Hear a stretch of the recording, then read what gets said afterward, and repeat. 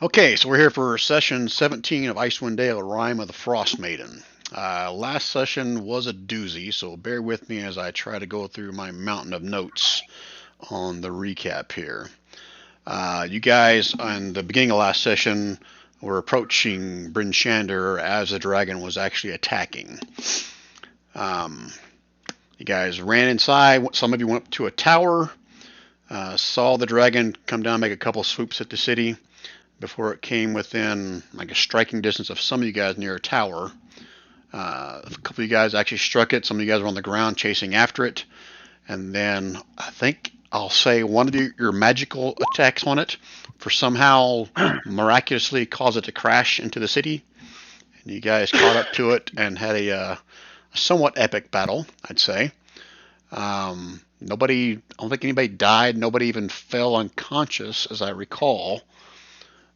And long story short, you guys pretty much took out the dragon, and Dent's little mini-me also took out a few helpless townsfolk that were enthralled by the dragon. Valin showed up towards the end of the attack and was trying to help you guys as best you could. As the dragon died, it exploded into a million pieces of Chardolin. You guys are warning all the townsfolk to stay away from it. And I think that's where we kind of stopped this session. I'm sure there's a lot more stuff that happened in there. Between there, that's my very cliff-noted version of where the session ended. Now, we talked about the fact that over the next 2 or 3 days, you guys are going to kind of help the city, or we're going to help the city kind of rebuild, not I say rebuild, find all the survivors and figure out how to, where we go from here, because you guys learned through either survivors or I don't know if you guys were going to try to travel into their towns during that 2 or 3 days, but you would have figured out one way or another that pretty much every single town except Bryn Shander has been completely lost. Destroyed, shattered, burnt, destroyed by the dragon. Roughly about 75% of the town of Bryn Shander itself is also destroyed. You guys learned of a few folks that died during the dragon attack. I think both the town speaker and I guess the head of the city watch here in Bryn Shander survived. I'm going off memory here. Sorry, go ahead. All of our friends and family. But Trovis did survive, right? We said Trovis, yeah, because Trovis passed out in a snowbank somewhere. That's the only reason he survived. So now he's going to probably start drinking again. It's his fault why his town was destroyed. Not his fault, but he feels that way. I think Dent's little side action lady's dead. Lynn. Yep. Lynn. Lynn. Yep, she's dead. I think the head priest from the Temple of the Morning Lord survived. The head barkeeper at the Northlook Inn, where you guys first started, the little tavern, he's dead. There's several other people that have died as well. Whatever. I'm sorry? Yes, Gramsax. That's his name. Yep. Yep, he's dead as well. So, let me kind of recap what Valin has kind of, I guess, asked or tasked you guys to do next. Based upon how you guys pretty much took out the dragon. I'm not going to say easily, but it wasn't that big of a, it didn't seem like it was that hard for you guys, even though I think some of you guys thought you were going to die anyway. But she wants you guys to help her uncover, discover, find the lost city of Ythrun. It's an old Netherese city, part of the floating city. It was over this area like 2,000 years ago. It crashed, and it's now buried underneath the Great Glacier to the north. She tells you guys there's probably all kinds of magical items within there, and she also shared with you guys that the power that enabled these Netherese cities to float was this powerful artifact called a Mythalar. And she thinks that if you guys can find that could possibly help undo the effects of this never-ending winter that's in this area.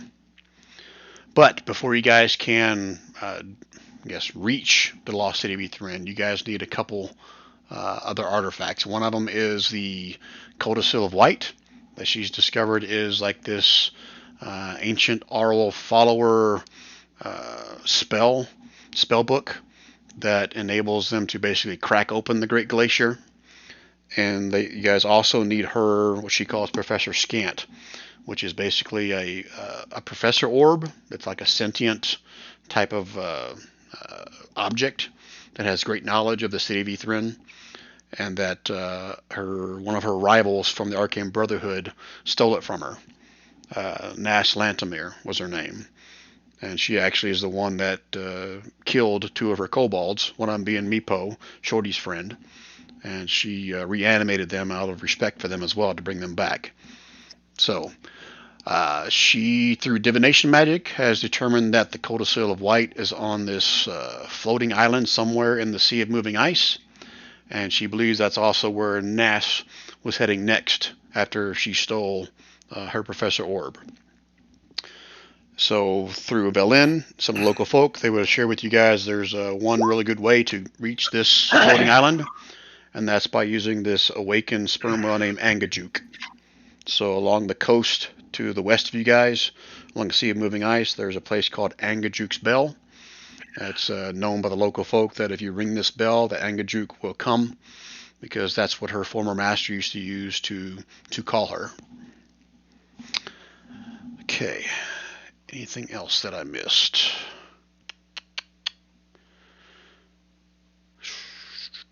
I think that's it, unless you guys want details of who's lived and died in each town. Okay? Any questions? Okay, I'll take that as a no. All right, so is there anything that you guys want to do over the course of those next 2 or 3 days before Velin really presses you guys to get moving towards the Sea of Moving Ice? Bath and a hot meal. Ass and a hot meal? Is that what you said? I said bath. Oh, but okay. that too. A hooker and some ale. You may find pieces of Flynn somewhere. Oh, that's not right. That's not right, Brian. What's wrong with you? I'm going to ask her to reanimate her. I don't think Bolin's going to do that for you. That's a little too wicked. All right, so you guys should see the town of Bryn Shander with all its bacon. Only okay for kobolds. All of the streets. Okay. All right, so again, nothing you guys can think of that you need to do or want to do before you take off? No, I think we're ready to go, aren't we, guys? Yeah, I just What were you talking stock up on supplies, right? We're going to go ring the bell and kill this Angajuk? No, you're not going to kill Angajuk. Angajuk is going to give you the ride. Okay. Well, let's go ring the bell and go for a ride. Or something, right? I'm sorry. Oh, what? It's the thing with the bubblehead. The bubble-headed whale, right? Correct. Perfect. Correct. It's an awakened whale. Used to be a companion of the great druid. I think it was a druid. Anga. Anga's since soon passed away, but Angajuk still lives on. Okay. Yep. All right. So, how do you guys want to handle the whole dogs, axe beaks, whatever? I guess technically I don't need to get hung up on it so much. I mean, long story short is once you get there, there's not going to be a way for you to take them along with you. There's not going to be enough room within Angajuk's little makeshift bubble ship that you get to ride on. So we tie them up so they're there when we come back, because it's not like they need to eat. They're zombie dogs. Velin will tell you that it's probably a 2 or 3 day ride along Angajuk to get to the island. So the chances of your beast surviving for 5 or 6 days tied up is probably not too good. Oh, okay. Well, I say we just release them then. Okay, is that what you guys want to do? Just release them, or clearing rebel and stuff. I'm sorry? What's that, Rand? Heard part of what you were saying. I'm sorry. I said put the animals to work in town, kind of rebuilding and helping clear rubble, or you know what I mean? Yeah, that's a good idea. But how do we get them back to the town? We're in the town. I know we're leaving with the dogs. Take us to the bell. Yeah, but that's kind of us being dicks. We're like, you know what? These animals are going to die, but the zombie ones we can take with us.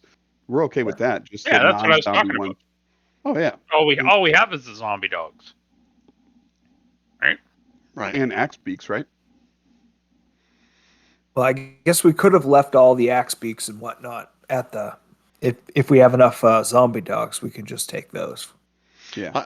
Like I said before, Valin Didn't any can. axe beaks die in the battle with the bacon dragon? Right, and I think I talked to some of you guys maybe before the session started. Valin can technically, if you guys go out and salvage and find some axe beaks that were killed in the battle, she can reanimate those. It's just going to consume some of her mana to do that.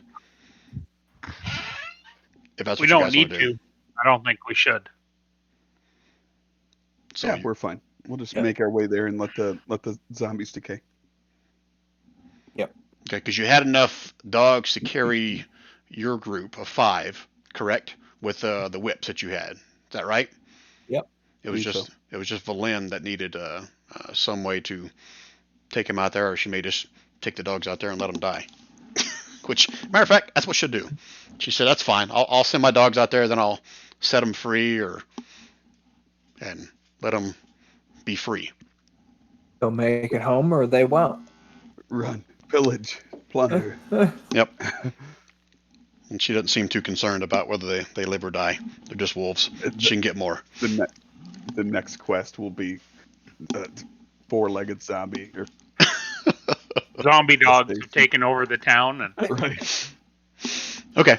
All right, so 2 or 3 days pass. Valin says you're ready to go. You guys all head out across the tundra. It is probably going to be a 2 or 3 day journey across the tundra. Do I still have an Icewind Dale map? I do. Do I still have one? Good question, Brian. So just to put this in perspective for you guys, you guys are located right here. Let me do a shift click if my computer will catch up. And you're heading way the hell over to the west, close to that sea of moving ice. So it's probably more than 2 or 3 days, but I'll hand wave that. It says 2 or 3 days of travel. Not going to make you roll for random encounters.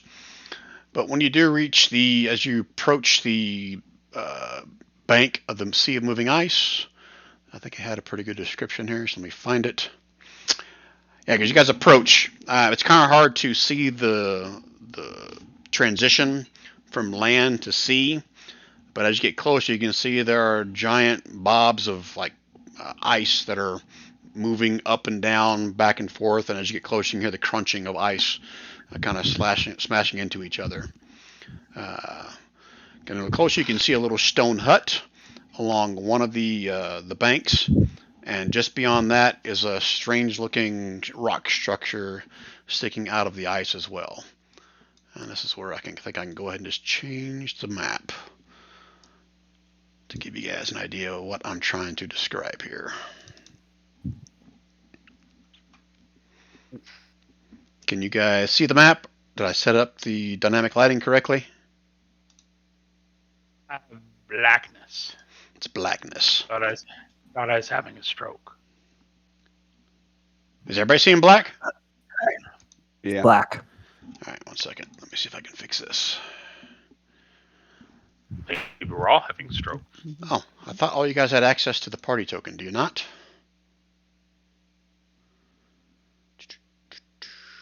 Well, screw it. I'll just drop your PCs down here. That'll make it easy. Bavon? Or should I say Bacon? I can see.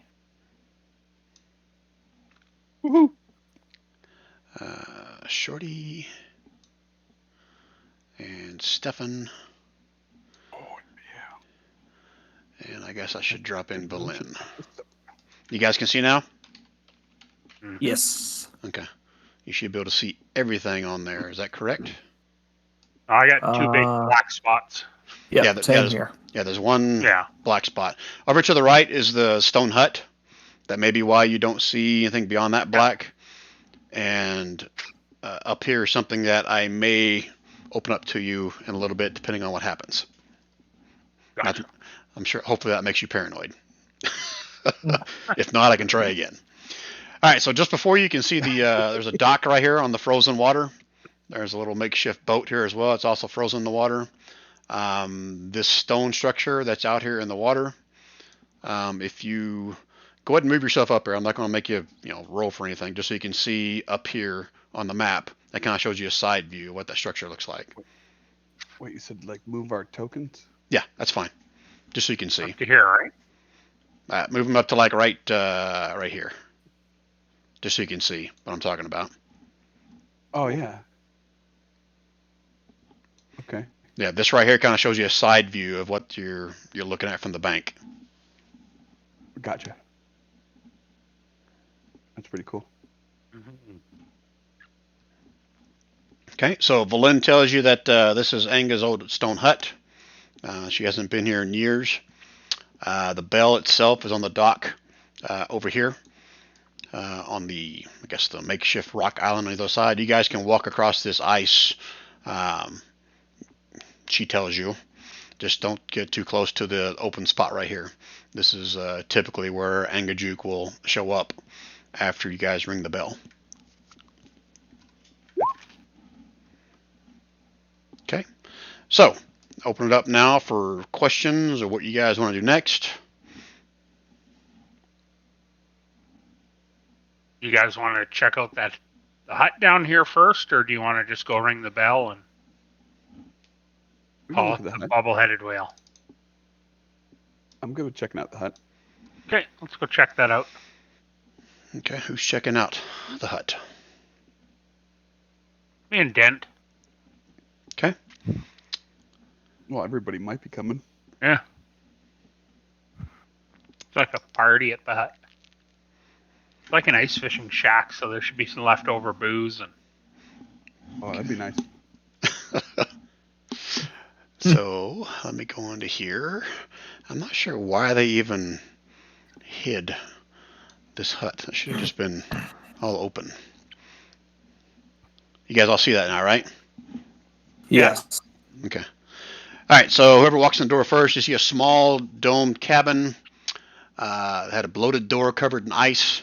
Dormant barnacles hang slightly over the rusted hinges, but after a little bit of fighting it back and forth, no need for a strength check, you can break it open. Not break it open, just break the ice off of it. You see it's a small stone cabin. Thick rime coats every surface and object inside the cabin, including a bed draped in a thick knit blanket. Beside the bed, a small hearth holds a precious store of firewood. The firewood is infested with worms that have eaten away at the tender parts of the wood, but it appears safe to burn. And you guys figure there's enough wood here to fuel a nightly fire for maybe 3 days.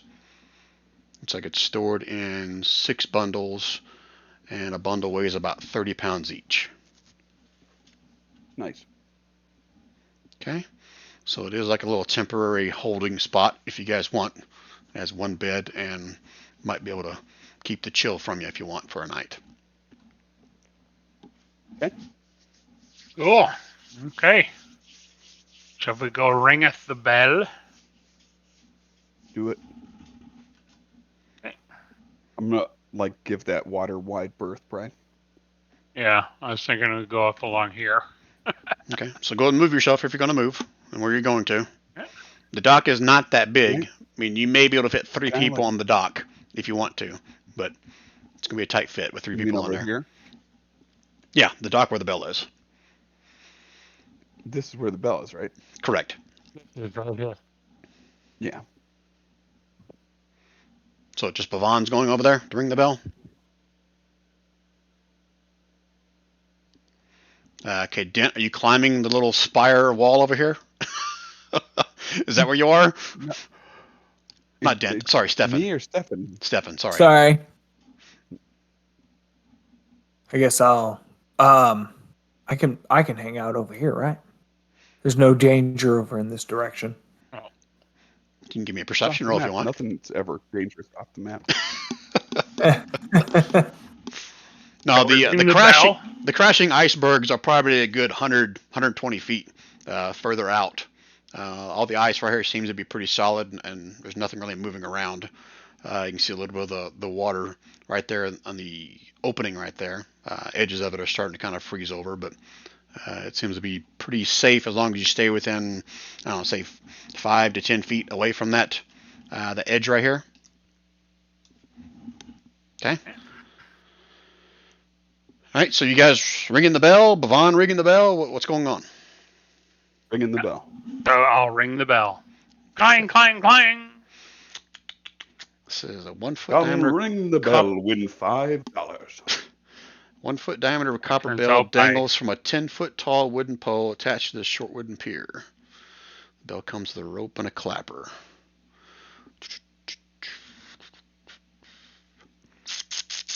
Okay, I need everyone to give me a perception check as you ring the bell. Perception.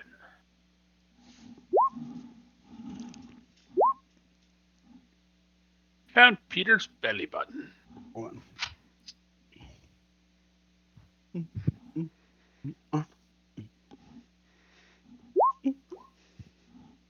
Ooh. Okay, who are we missing? Big perception. Okay. Hopefully no one now. Okay. All right, so good 5-10 minutes passed. You don't see any signs or nothing changing in the water right here. I guess technically Valin would be out here with you guys as well. So just so I don't make you guys paranoid. And I'll have her do a perception check as well. But I'll do it at home. Okay.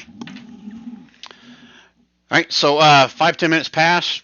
You see Valin kind of looking all around, and she's actually looking off in a direction. Show to others. This direction. And she tells you that she sees something small in the sky approaching. Sky? In the sky. Okay. Okay, you guys going to continue to just wait? Do anything else?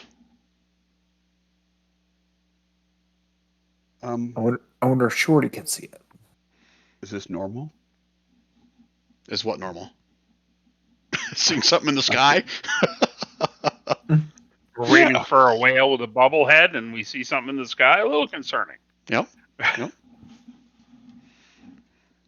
Okay. Another 5-10 minutes pass. You guys do anything different? When she points it out, can we see it then? From her vantage point, she you noticed guys it with her perception, but now that she's pointed it out, can we see it? You guys would have to move out further to actually see it. That's why I think Dent and Stefan technically had good perception rolls, but they had this big structure blocking their view. Okay, I'll have a look. Okay. You guys take another perception roll.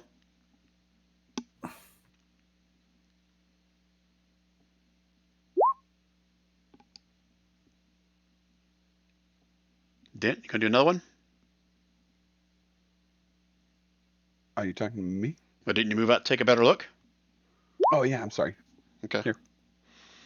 All right, you guys can see what appears to be 3 bat-like creatures approaching. They're probably about 300 feet away now, and they are large. Interesting. Large bat-like creatures. Could they be dragons that we just think are bat-like? With that perception roll, they're large bat-like creatures that are about 300 feet away. Okay. Anything different? Does Valin look scared at all? She's still squinting as well, trying to figure out. Let me do another perception roll for her. Which direction is it? Sorry, Brian, to the east? Northeast. Let me point. I did a pointer thing again. Northeast, It helps if I'm on the okay. right layer. So that direction. Okay. You guys got it? Okay, so a few more minutes pass. Valin's going to tell you guys to maybe prepare for something. Prepare for battle. Prepare for something attacking. Because it does not look like a whale. It's in the air. Okay. I'm gonna straddle my flying keg and just move a little farther here, just 5 feet off the ground. Okay. And then let me just go ahead and drop these guys in, and we'll do a little turn order action here. All right.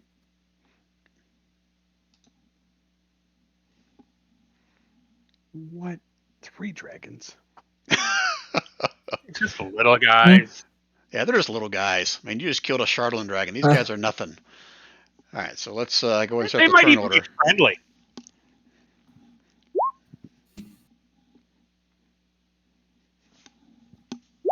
bacon. Excuse me. Oh, sorry. Didn't Oh. have my token toast.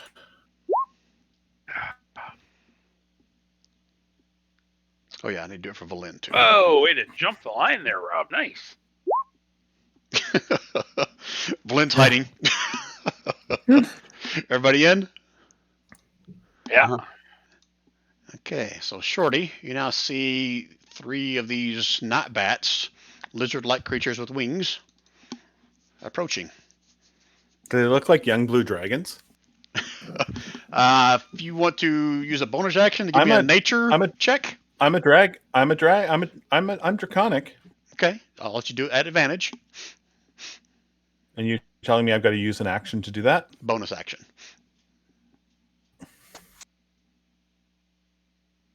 All right. And so you're letting me perceive it? Is that what you're saying? Yep, or nature, or arcana, whatever you want. Try to figure out what they are, basically. They are not dragons. These are actually wyverns of the frost variety. Oh, they're getting that. I'm going to yell out, wyverns! And Shorty's going to take a shot at one of them. Okay.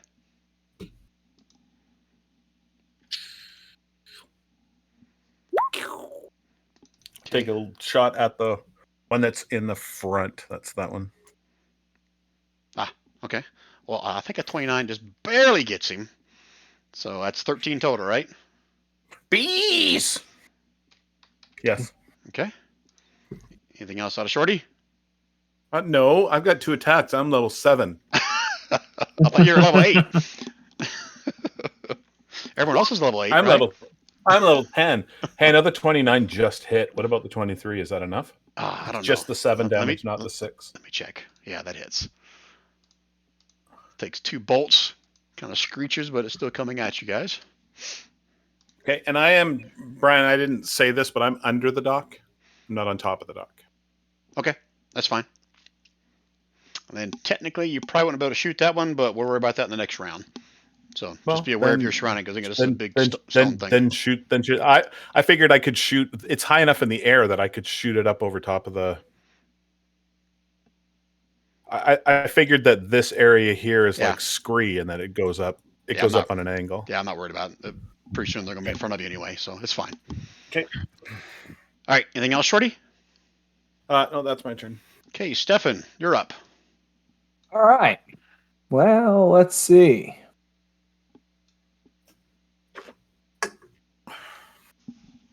I don't think I have a bow. I think you have a wand, don't you? I Or think does someone else get the wand? Quickly. They are 300 feet away. No. Whatever this distance is on the map, that's how far away they are. Oh, okay. I thought they were still 300. No, Brian wouldn't. Brian wouldn't let me know what they were until they were only 40 feet away from us. Okay. He likes to keep sharpshooter down sometimes. My map is not 300 feet long. But I could have had 5 shots on it before they even got into everybody else's range. Yeah. Okay, so I'm gonna try to use the dock as some cover here too, and then can I see this first one here? If we're gonna go that route, then no, you can see this one. Then I'm gonna shoot that one with my Eldritch Blast. Are you at disadvantage because you only have 1 arm? Or does that carry over the game? I got the wand. It's okay. I got the wand. Damn, look at you guys. No, Eldritch Blast is not a wand, though. All right, so both of those hit for 9 and 6 force damage. I'm pretty sure they don't have any kind of... Let me double check. Okay, they're good. So a total of 15 damage. It gets blasted, but it's still flying towards you. And, oh, wait, yeah, that is right. Sorry, he's not a warlock. Never mind. Yep. Okay. Anything else, Stefan? Yeah. I'm gonna use the. I'm just gonna squat down behind the dock there and make sure I have a good, good cover. Have a little dock squat. Yep, dock squat. Are you going prone? No. He didn't say prone. He said squat. I know. Yeah. I'm just fucking with you guys. So keep in mind, you're on ice, so it's difficult terrain if you're going to walk around on or try to run or anything, okay? All right. Okay, Wyverns are up next. Pretty sure they can reach you guys. Yeah. Now you can see them up close and personal. Let me double check my distance. I'm pretty sure that they can reach. Yeah, they go 80 feet around. So. Hello. I'll hand the way. Hello. And hello.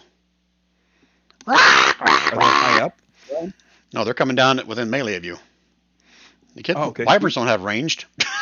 I don't think they do. Let me double check. Do you guys have a breath weapon? Hell no. I didn't know if they did like flyby attacks or something, you know? I'm reading. Hold on. Let me double check. Okay, so first one's gonna come down and try to attack Shorty, the one that shot him. Oh, Shorty's underneath the dock though, right? Let me look at the side of this. I'm going to give you partial cover, which is extra 2. Is that right for partial trouble? For half, yep. Okay, so +2 to your AC. It's actually going to try one of these.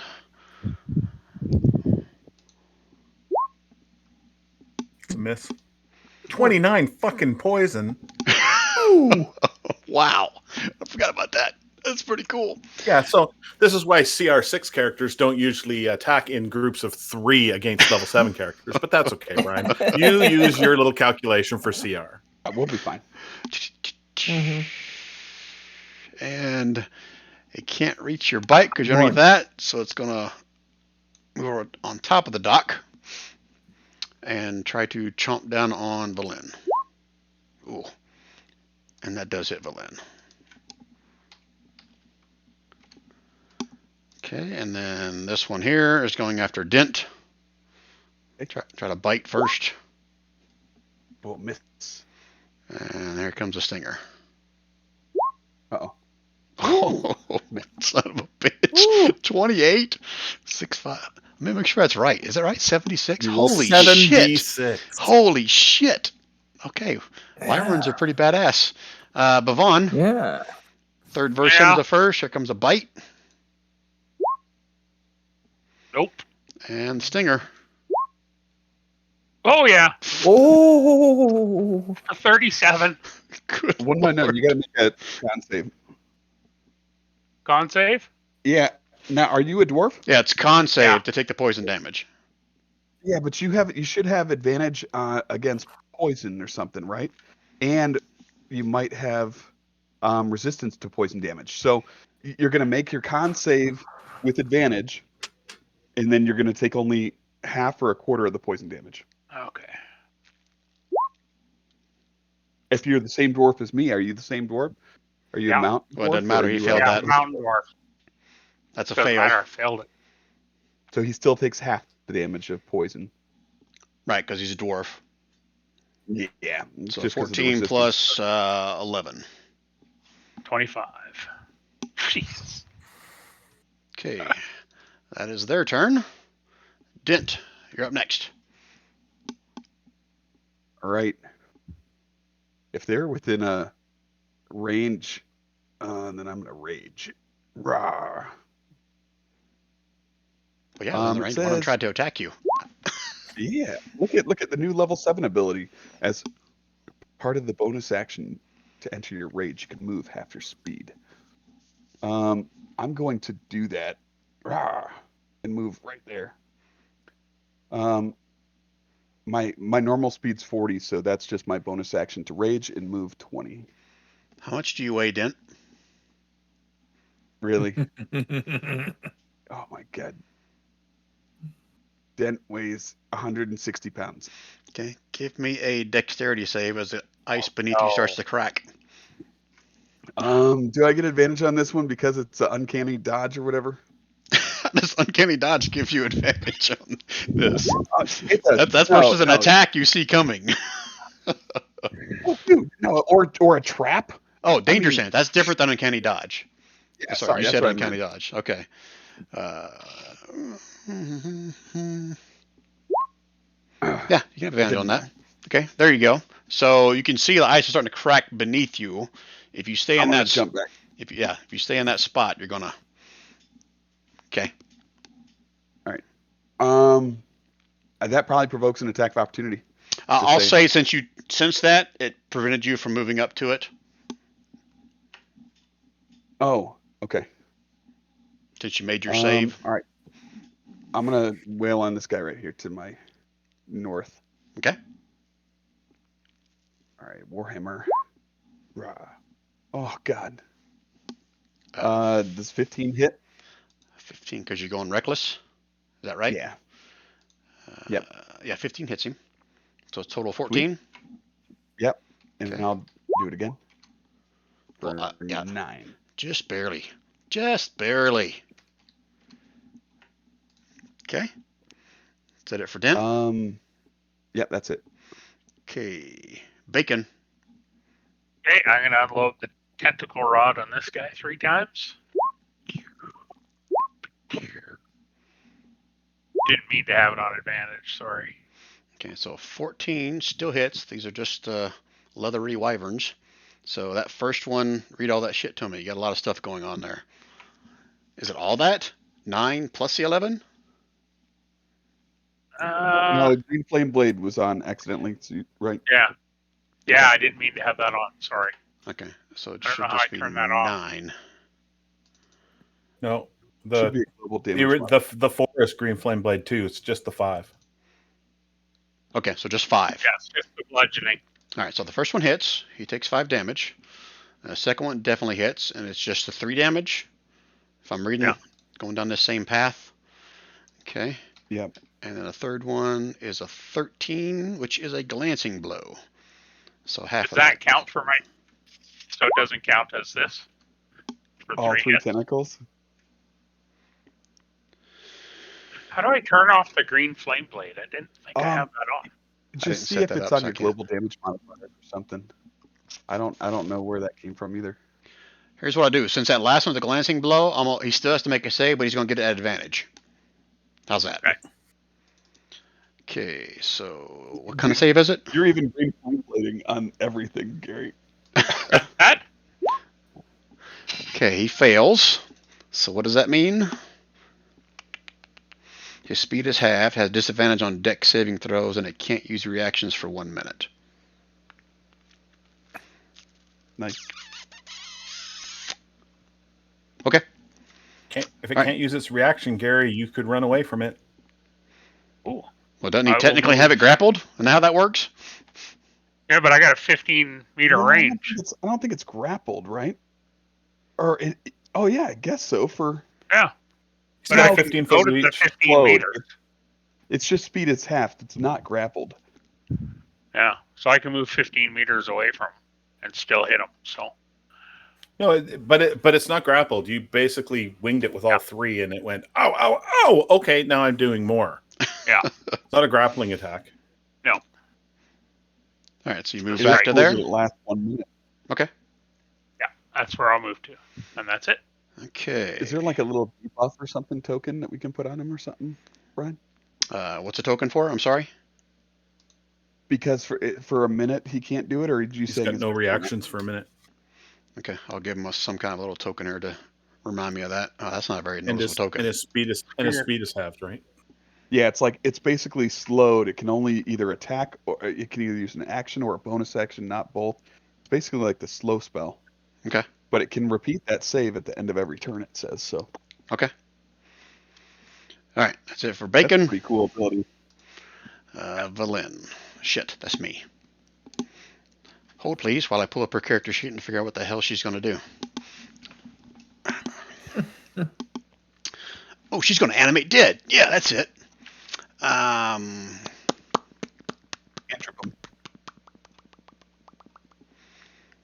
Well, she took damage last time, didn't she? Yes, she did. So she's just going to curse this thing and reach out and try to grab a hold of him. Little vampiric touch. Very nice. So 18 does hit. And how do I show description? Does she get all that or half of it? How's that work? Half. Half of it back? Half. All right, so he takes 15. And she gets 7 back. And now she's just concentrating on it, and she can do it every round. But I gotta keep touching it to do that, right? Yeah. Yeah. Yep. Okay. But she doesn't have to. I mean, she could do something else. Like she could cast Fireball next round and still be concentrating on Vampire Touch. Yeah, and I can't do 2 spells because the action spell has to be the cantrip, and a bonus action has to be the spell, as I recall. Okay, so that's it for her turn. She's not going to move away because she doesn't want to get stung by this son of a bitch. And that's her turn. Shorty. All right, so Shorty's going to cast Zephyr Strike, which is going to give him 30 more movement, which on top of the 40 that he currently has equals 70. Damn. Being a ranger and all, he's going to run his ass down here. There are no opportunity attacks when he's cast Zephyr Strike. And for his first shot of that particular turn, he gets advantage. Plus, he gets to fire away with his Zephyr Strike extra damage, which is an extra D8. He's going to sharpshooter the one in the middle. That's the one that is... No, that's not true. He's going to sharpshooter the one that's flying up above Valin, because that's our casters, and we don't like that. Okay.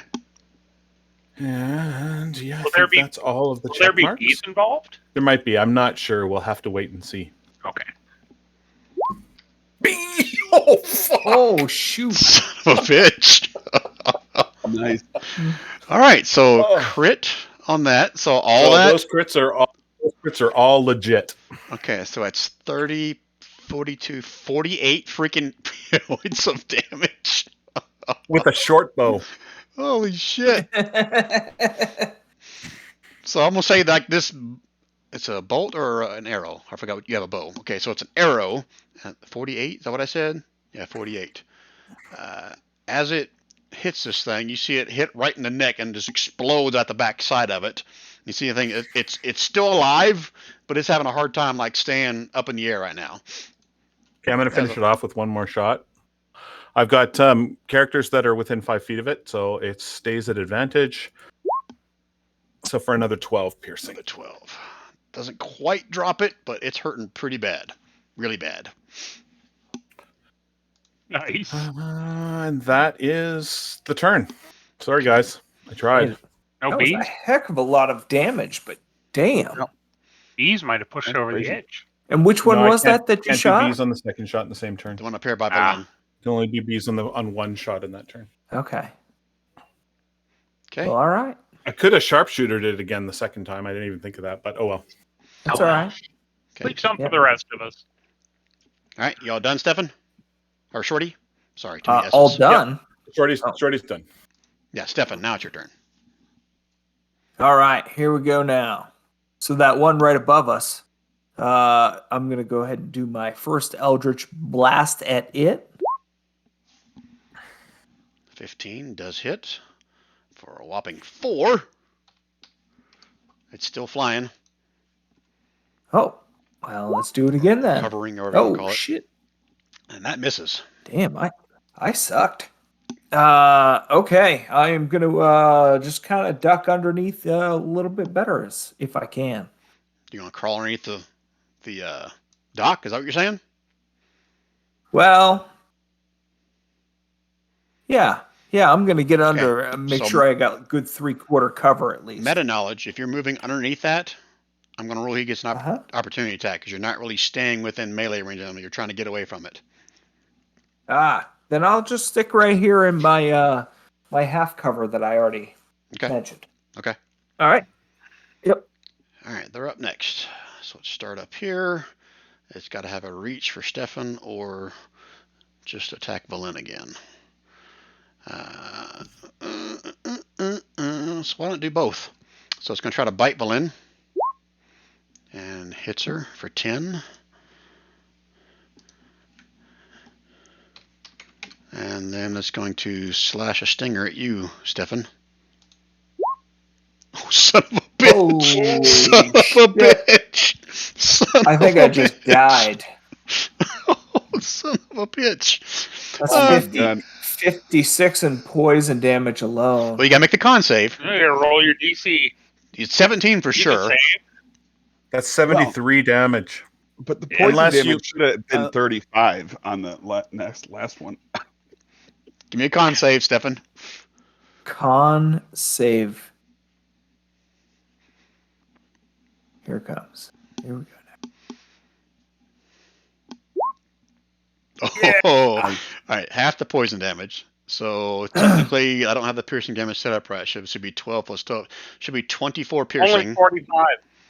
24 Say it again. piercing, 24 piercing, and 28 poison. So what is that? 50. 24 and 28. Yep. So that's 52, right? Yep. 17 and 28? No, because 52. it's a crit. So it Okay. should be 12 plus 12, Ah, not 12 plus gotcha. 5. Gotcha. Okay. Did I take you down, or are you still good, Stefan? Stefan drops. All right, Oh. turn your token sideways if you can. If you can't do that, I'll do it for you. No, we can't. We I can't do will that do to our that. own token. Yeah, you Okay. can. Can we? Yep. Yeah. Oh, cool. I'll get it. There's just that little blue dot above your token. If you click on it, just click that and drag him to the side. Can you do it? One-handed there, Don? Yep. I didn't mean to do it for you. Oh yeah. No, I just gotta find it. I'm blind too. I But feel like that's something look, else Dent's- completely. Dent is like the grandpa in Back to the Future 2, who comes floating in. Where's the pizza? Remember? And for the record, I had 52 hit points. So Oh, wow. I almost ate it, but Okay. So didn't quite. next one up, Dent. This one's going to try the same thing on you. Okay. A bite. It's got advantage. Oh, let me roll one more time then.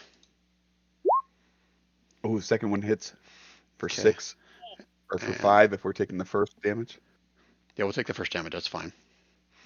And Okay. then I got switched to advantage for the stinger. All right. Brian, I forgot to put Steiny on the board. He's my homunculus. He's Ah. always with me. Shit. Put him I'm there. sorry, man. 4. Yeah. And I'll give him 2 turns next turn. Advantage on con saves. Saved. So a quarter of 18. My fault. 4 more. Okay. Brian, I took 15 damage that Okay. round. All right. I dropped Steiny on the map for you there. Yeah, I pulled him out. Too. Oh, okay. We both did. You only get one. It's not a 2-drink minimum. All right. Nope. This one here. Okay, so it can take actions, either an action or a bonus action. Its speed is halved. Anything else I need to be aware of? No reaction. No reactions. Okay. So it's got a choice. It's going to go after Dent or Bacon. Ooh, Bacon Is sounds the good. attack? Is the attack like an action and then the stinger a bonus action, or vice versa? No, it's multi-attack. Yeah. Okay. All right. So it's got a choice. So if it's odd, it's going to be Dent.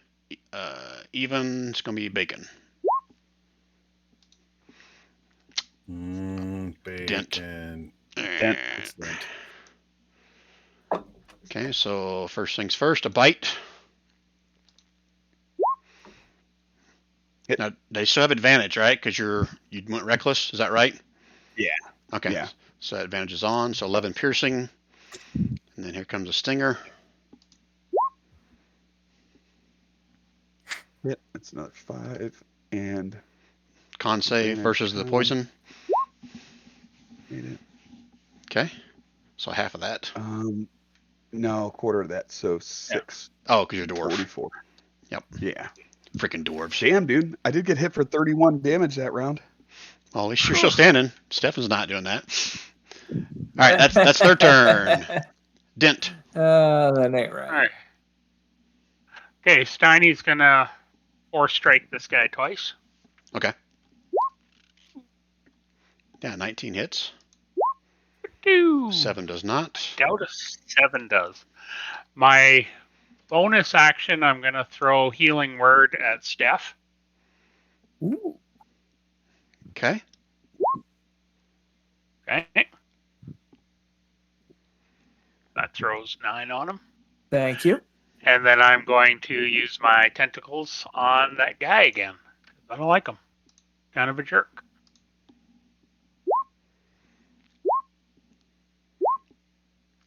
Okay, so 2 of the 3 hit. All right, so it should just be For the 6, 2 huh? and the 4, right? So a total of 6. Yeah. Yep. Okay. He takes it. Now, were those 2 attacks by Steiny, was that for both rounds, or does he normally get 2 attacks?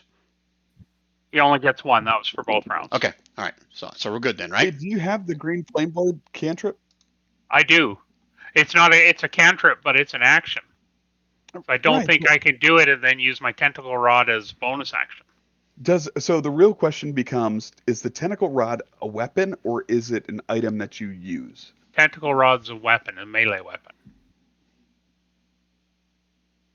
It's Yes. a 3-headed whip, Rand. Yeah. I don't know how that would work with green flame blade. Does it? Oh, green flame blade can't attack at range. It's 5-foot range. That's the kicker there. Mhm. It's to prevent shit like this, probably. Oh, yeah. So you don't like shoot shit with green flame blade? Yeah. Yeah. Okay. Yeah. All right. Anything else out No, of but Bavon? I'm just going to move to 15 away. So is it Bavon or Bacon? Because the turn order says Bacon. It's Bavon. Okay. Rob thought he'd be funny. What the It was fuck are funny. you talking about? I didn't do anything. You did so, son of a bitch. Son of a bitch sheep. All right. Fuck. Does Shorty have a tentacle rod now, or what happened here? No, I was fixing his tentacle rod and accidentally clicked the attack. Hey, you're fixing It won't show Gary's green tentacle flame rod? blade damage anymore. I don't need to hear It that. won't show green flame blade damage anymore. Okay. Cool, thank you. All right, back to Valin. Did I close her character sheet? Son of a bitch. Looks like I did. Dent didn't get to attack, did he? Did I skip you? Yeah. Yeah, you went to Bavon before you Oh, and skipped over. then Dent. I apologize. Go ahead, Dent. I apologize. All right, I was like, wait a minute, I'm just getting eaten alive out here. Oh, yeah, that's the plan. No recourse. You foiled my plan. Can I see which of these looks more wounded between the two of them? Between those two, let me Yeah. check. This one looks slightly more damaged. This one over here. Yep. I'm gonna change tactics and go for that one. You know what? I am not going to attack recklessly. Because I don't want them to have advantage on me. I guess it's the Let's first see. time you've ever actually worried about that. Well, I want to survive like at least another 2 rounds. 18 12 hits. damage to this guy right here. Okay, he takes it. I'll swing again for 14 on that guy. Yep, 15 hits as well. So 14 more. Okay. And I don't feel like this guy has a bonus action. All right, that's it. Okay. I'm sure I'm forgetting something. Okay, so now it goes to Valin. Okay. She's got to have something here that's. Well, that vampiric touch was pretty damn good last time. So why not? Let's do it again. Ooh, what's this one do? Ooh, that does more. Yeah, we'll do that. She's going to use up some more mana. All right, she takes her. Oh, wait a minute. The vampiric touch is something I can keep doing, right? Yeah, for 10 rounds. So as a bonus action or as an action to redo it? I forget. I haven't done this before. It's just your attack. It's your attack action. Okay, but I got to attack again, right? More or less, yep. It's your melee attack, and then that to grab them. Okay, but it And doesn't has take that another spell vampiric slot. ability. Yeah, it doesn't take another spell slot. I can just Correct. keep doing it. Okay, so she's going to do that Yep. instead then. Ooh, I don't know. Yep, no mana point. Yeah, she'll do that because he's not looking too good. Son of a bitch. I chose the wrong one. Just touching gently. What else can she do? No, she can't do anything else. That's her action. Damn it. Or is it a bonus action to do that? Would you say it was? No, it's her action to do that that. should be an action Okay. to All right. attack. Yeah. All right. So that's her turn then.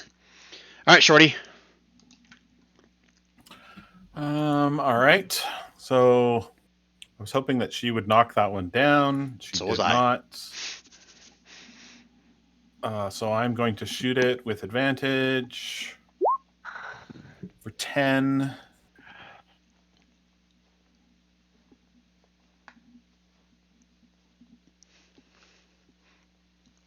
Everybody's still there, or did I lose everybody? No, I hear you. Sorry, I was reading something. My fault. All right. So yeah, that definitely hits. Which one were you shooting? I'm sorry. The same one I was shooting before. Valin's. One over Valin. All right. And Does it go down? not yet. Hold on, it didn't. I clicked it. So for another 5 for the gathered swarm damage that didn't originally go on there. And that is just enough as it drops Good. dead on the deck. Good And lord. then I'm going to hit this one. Okay.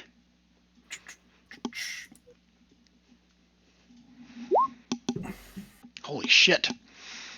For another 19. Takes it. And that is my turn. Okay, Stefan, you're alive. Would you like to stand up? I am alive. I am going to stand up. Take half my movement to do so, but I'll do it. And while I'm doing that, I'm going to, after I get up, I'm going to shoot that guy right there. Okay. Do you And by any chance have a spell? Did you get polymorph or no? no, I got Dimension Door. Okay. Yeah. I was just going to show you a use for it. One of the fun things is you can turn into a monkey with 120 hit points when you have 4 hit points. Oh, wow. Yeah. It's pretty sick, dude. It's totally Okay, what abusive. did you just cast? Shatter. Make sure you read that. Does that attack everybody or just one creature? It attacks where he places it, so Yeah. we need him to just place it carefully. Yeah. Where are you Like, placing Just it? John, right here. In that 10-foot radius. like here, maybe, Don? You think? Yeah. Yeah, that's just. Can I? Yeah, perfect. Right there, so I can get both of those. Nice. Boy, that's No, really. close. That was the plan. Okay. Yep. Con save. Con save for 2 of them. Ooh, shit. Shit. What's the spell save DC? 16. Okay, so first one, I go clockwise. This one made it. This one had a glancing blow, so it's half damage. Half of 19 is going to be 9. Okay. Anything else that happened from that, or was it just damage? And all that wall of Just text there. Just damage? Okay. Yep. So, Brian. Yep. So you're saying that because it was a glancing blow, he made the save? Because on a success, he would take half. This glancing blow thing is not cut and dry when you do a spell save. No, I know on it that. isn't, but why even call it a glancing if you're going to just make him give him half anyway? All right, he takes You see 3. what I'm saying? Yeah, he takes 3/4 damage. How about that? So 3/4 of 19. Great math. No. They're saying that 6. even if you. Goes to I 12. hear what So he takes 12 instead of what I said before. I said 9 before, so 9. 3 more. 9. Okay. All right. Right, he's still flying though. Anything else, Yep. Stefan? Nope, that's all I got. Okay. That's it. All right, they're up next. This one looks behind him, sees his buddy's not dead, so he's got a choice to make. Bonus. Stefan, you're standing up now, right? I am. I just got it. All right, odd, Stefan, even, it's going to be Dent. Okay, Stefan, it reaches down with its claws. I need you to make an Your shield, Stefan. athletics or an acrobatics check. Coming right out.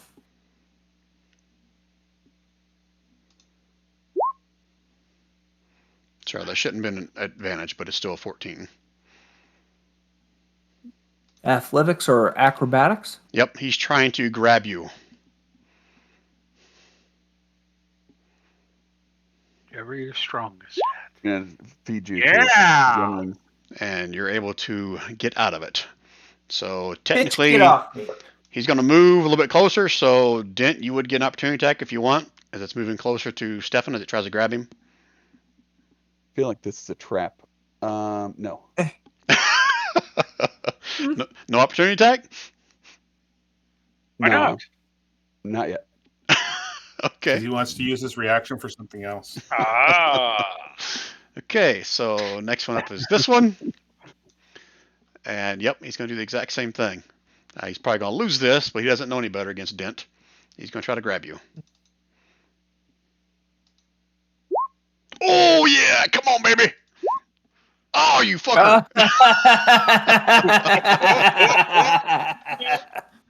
No such Oh, thing yeah. as an automatic success on a crit, so he fails. And that's his turn. All right, Dent, you're up next. What are you going to do? Wait, that was its only action? Well, it can either multi-attack or it can try to grab you and fly off.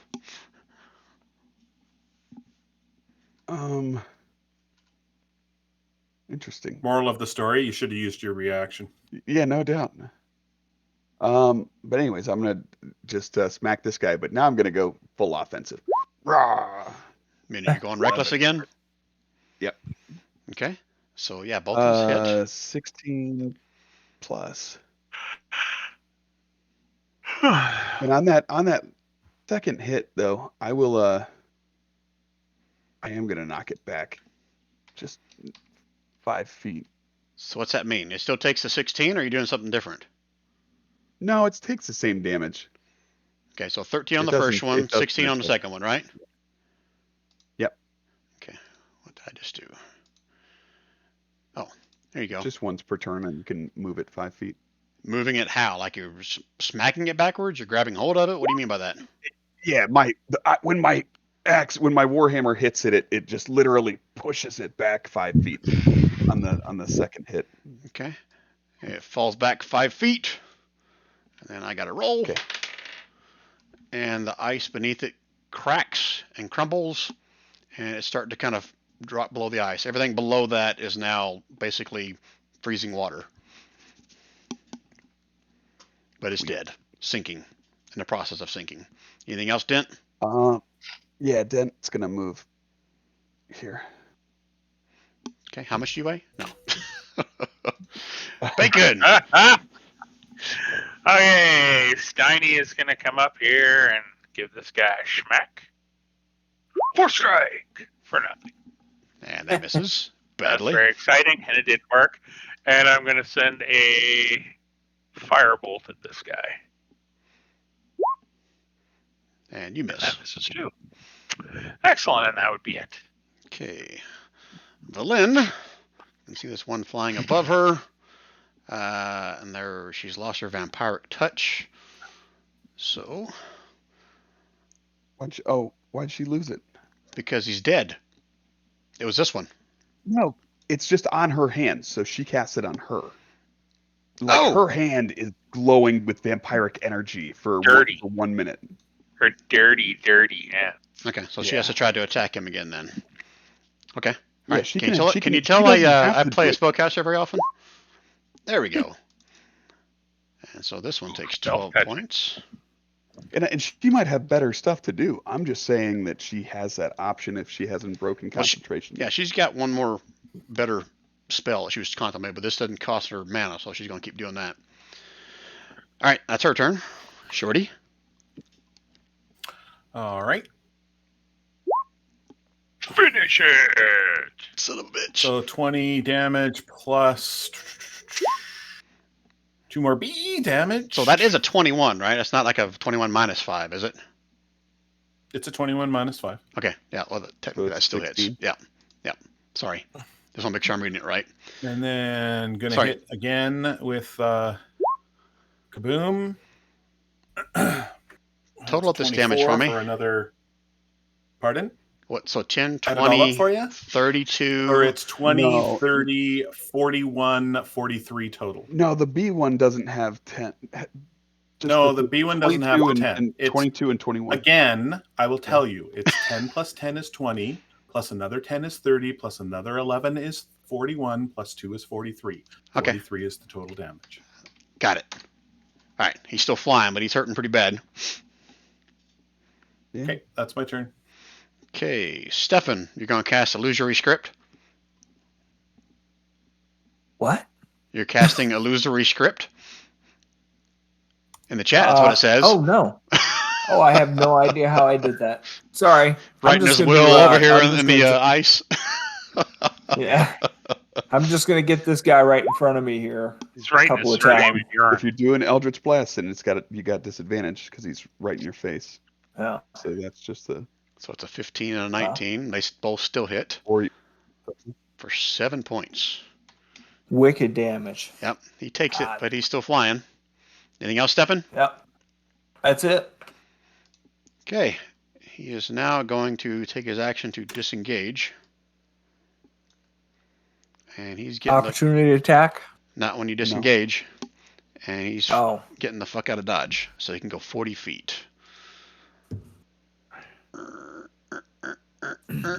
Roughly right about there. And he starts flying away. Wait, what? Okay, Dent. That's bullshit. Throw a rock at him, He's Dan. flying at ground level. What level is he flying at? No, he's probably about 20 feet in the air now. So he went 20 feet up and 40 feet over. Oh, Diagonal. yeah, diagonally. Diagonal, Here, be allowed I'll move him a little diagonal closer. movement on the ground. He is 40 feet from you, regardless.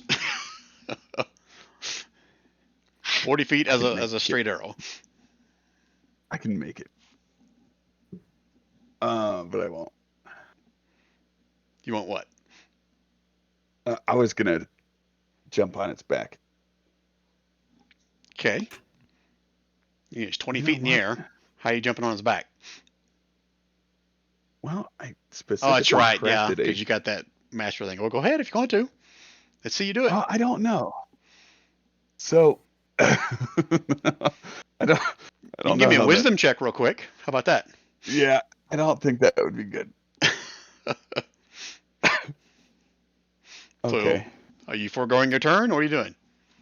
No, he's gonna by Moradin's Baird, just throw it 2 javelins. Hwah, hwah. Woo! Son of a bitch. So 11, and that second one should be 12 plus 2, so it's 14 and 11, 25. Son of a bitch. Well, Guess how many hit Wait, points you actually, had? I think that there's a couple things wrong with that. Those were the correct things, but I think it's a disadvantage because you said he moved 40 away. Ah, yep, you're right. Okay, so it's not all that. So it's 11. No, so we'll do. No, the first one misses, and the second one hits, but it's not a crit. So 8 points. Yeah. I'm gonna say because Yeah. it had 25 hit points left. That's what you did if it would have damn! Eh, All right. That would have been sick. Okay. Is that for Dent? Yeah, that's it. Okay. All right. Bacon. Tiny can move 30. So he's going to move there and give you him a little push. Can't move. Oh, Sonny's flying. Yeah. Sorry. Yeah. Son of a bitch. You guys and your freaking crits. Nice. So that's 5 plus. Oh, it did 4 anyway. So 9 points. It's still flying away. 10, 20, 30. You can't move 30 feet. And Bacon. yeah, I'm flying. Bacon is? Yeah. Oh, that's Yeah. right. He's on You got he's your on his flying keg. keg. I'm on my keg. Yeah, I forgot about that. I'm on Yep. my flying keg. Okay. And I'm going to shoot Melf's acid arrow at him. Nice. Come on, throw another crit. Come on. I dare you. 17 hits. So that's 14 total damage, right? That's it. That's it. All right. Bacon, you want to describe how you took down the last wyvern? Well, I fired a glowing green arrow that ripped through the sky, the big streak from my bow, and ripped through his forehead. And he fell in a crumpling mass on the ground. It's the fake face on Steiny started cackling. Ah! Nice. That is rolled to see if the ice broke. It didn't, so he lands back on the ice and kind of slides dead another 20 feet onto the ice, leaving a little bit of green and red trail behind him on the ice. Ew. And we are out of combat. Woohoo! I am going to drink a healing potion that I concocted on our break. So it's 2d4 plus 5. Do I roll the 2d4 or do you just take the 8? Just take the max when you're out of combat and you're using your Okay. action. 13. You're savoring every drop. Mm-hmm. Drinking it slowly, very slowly. All right, so just to recap for everybody, the ice right here is all cracked, and this wyvern is basically dropped into the water, and you lose sight of him. So let me draw a little freehand thing here about where all the ice is cracked. Okay, the other one's dead on the dock here, and the other one's sitting out here on the ice, dead as well. What do you guys want to do Still on next? my flying keg, so. Okay, yep. Shall we ring the bell again, or see if that brings us 3 more stupid flying dragons? Byrons, sorry. Is that a question for me? I'll answer for you. I'm asking the group. Yeah, I say we ring that bell again. Let's just ring it once, though, not 3 times. I just cast Healing Word on myself for 9. Okay. Sweet. Are you guys gonna ring it again? Or are you guys joking? Yeah. Okay. Yeah, no. All right. So prior to this, I'll say 15 minutes have passed. Ring the bell just once this time. Is that what I heard you guys say? Yeah. Okay. And you guys all staying where you are? You guys want to move, reposition yourself? What do you want to do? I'm going to sneak kind of over here, little coverage. Steiny's with me. I'm still on my floating keg, so Okay.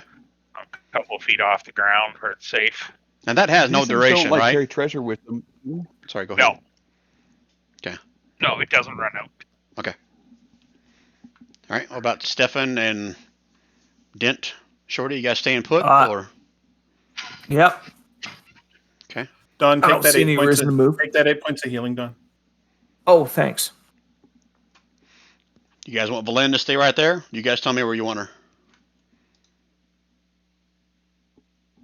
Well, we're Good there. Okay. waiting Can for the ring the whale. bell. We're waiting for the whale. Okay. All right. So I'll say another 15 minutes passing. You guys can give me a perception roll.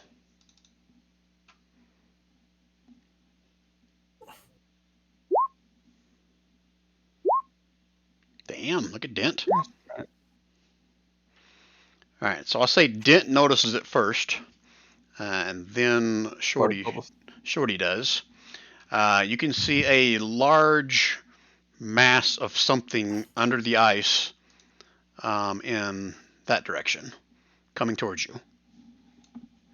Okay. Then I'll point it out to everybody. Okay. Like 2 seconds after Dent points it out, you see it coming as well, Shorty. Well, ahoy! And if that didn't make you paranoid, don't worry about it. It's just the sperm whale showing up. So you guys watch as a old crickety, rotten wooden ship kind of crests the water here first. And underneath it, you can see a sperm whale with one big eye looking in the direction of Dent. And it's just sitting there, not saying anything. I'm going to do like a little wave. Real slow. Like with your hand? Yes. Okay. Kind of, the eyeball submerges under the water for a second, then comes back up and blinks. And then it kind of adjusts itself. Here, let me do this. Get rid of this thing so you guys can see kind of what it looks like. It nudges itself a little closer over to the edge over here, or it's along the edge. Still not saying anything, but the boat itself is like right along the edge here. Oh, sorry. It would help if I would ping on the right edge, on the right layer. And we're supposed to just get on its bubble? The bubble's not there when it's above Totally. water. Oh, okay. And Valin will step up onto the dock, and she'll pull out of her backpack what appears to be a dead frozen octopus, and she'll toss it in the water over here. And the whale Already gave them an offering. and then the whale kind of moves forward a little bit, chomps on the octopus, and moves right back to where it was before for you guys. And Valin's like, well, Okay, I'll get on. I guess we're good to go. Awesome. All right. I'm in. All aboard. Shorty is very excited about taking a ride on a whale. I'm gonna jump onto its back. But I want to walk near that edge of the ice, Brian.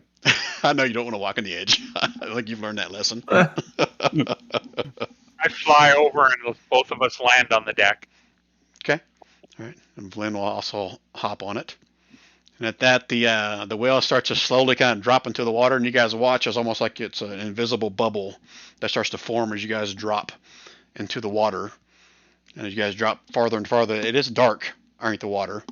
So once you drop a good 20, 30 feet, it is like you're being in a dark cavern at this point. You can't see anything unless someone's going to cast light or something. I know you guys all have dark vision, but your dark vision is going to be even halved underneath this dark water at that point. So all you can see is maybe 30 feet from beyond, unless you want to cast light or something.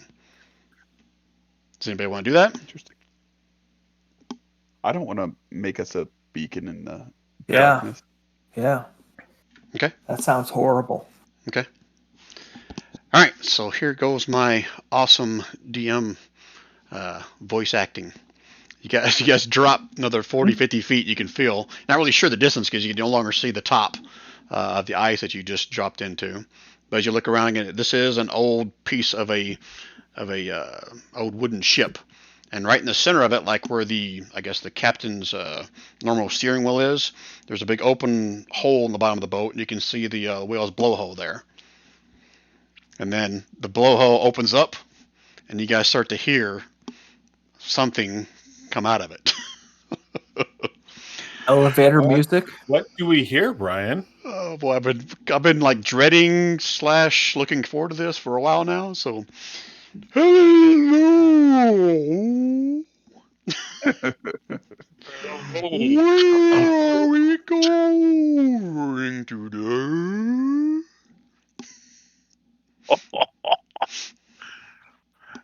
That's awesome.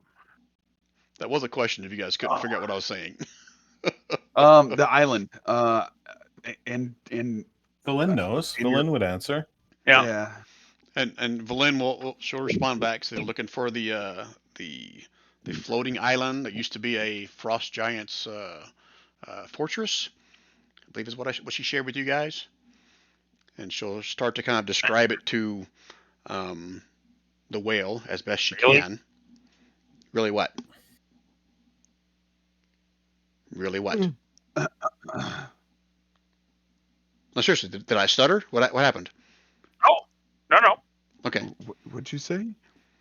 She shared with you guys that the place they're going to is an island that has like an old frost giant fortress on it. Yeah, I remember that. Okay, all right, making I sure I just don't didn't like remember what screw it's that up. called. It was like Anurax Island, or I keep wanting to say that guy's name from Ready Player One. No, the whale's name is Angajuk. Oh, Maybe that's what you're thinking. So it's Okay. not even the Angajuk Island. It's just an island. No, Angajuk is the whale that you guys are riding on right now. All right. No, good. she didn't say the name of the island. You said it's a floating island somewhere on the sea of moving ice, and it used to be in a frost giant's fortress. And so, Okay. Yeah. Angajuk, in her long, drawn-out whale voice, kind of responds over the next several minutes that she's familiar with it. She's been near it before, but it constantly moves, and it'll be like a 2 or 3 day journey to reach there. And she'll also ask if Valin has more octopus for her. To which Valin will answer to you guys that she has one more octopus. Okay? All right.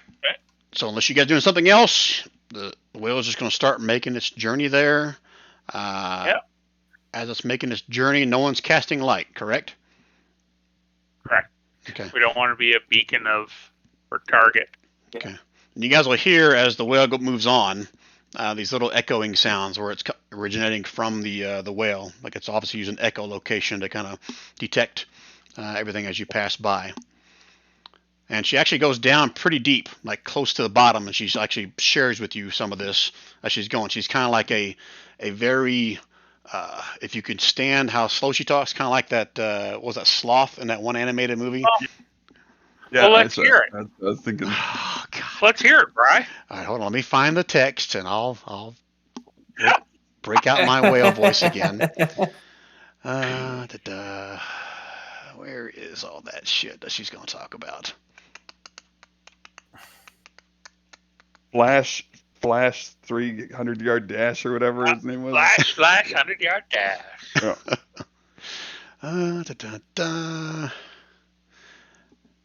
Oh, yeah, it's in here, I think.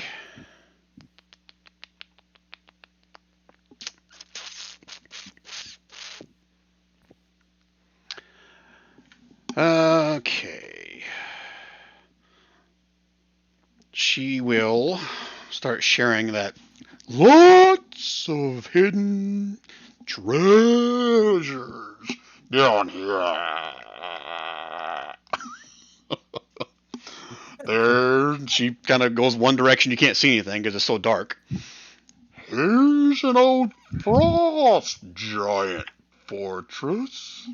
Been empty for many years. Totally missed that. So someone will give me like a perception roll, see if they can understand what the hell I just said, or did anyone else pick it up? I'll do a perception. Nope. You don't understand her. Yeah. Let's do it that way. Stefan's going to be interested in this too, so he's going to be listening intently. That's good. All right, Shorty would have picked up on it. She was talking about an old storm giant fortress that used to be located in this area. She's kind of swimming by, but you guys can't see because it's too far off in the blackness of the ocean bottom. But the rest of you guys can't make out what she's saying. That's funny. And she'll continue this for the next several hours, going by different stuff and saying stuff. I can try to do it again in my whale voice, see if you guys understand it, or you guys want to do perception rolls. You guys tell me. I can't do that to you, Brian. Do what? I can't do that to you. Okay, I appreciate that. All right, so give me another round of perception rolls. Let's see what else she's blabbing to you guys about. Damn. Okay. It's evidently Shorty's the only one who can understand her at this point.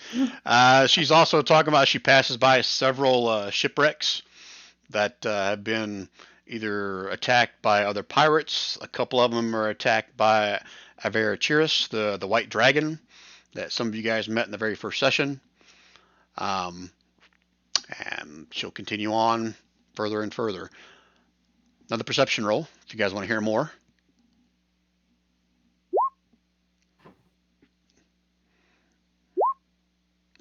Can't hear shit. He's like, what? What'd you say? What? Huh? Ben's been searching for the bathroom for like the last 20 minutes. He's not sure he can hold it any longer. Whenever it talks, its jiggly whale bits kind of vibrate and make his bells. All right, so the course of the next few hours, I'm not going to make you roll anymore. She's talking about all kinds of things from, it says a Cyclopean ruins, which makes no sense to me how it's underwater, which was a bygone empire of the giants known as Ostoria. Not sure if any of you guys know that from Faerun knowledge. It's new to me.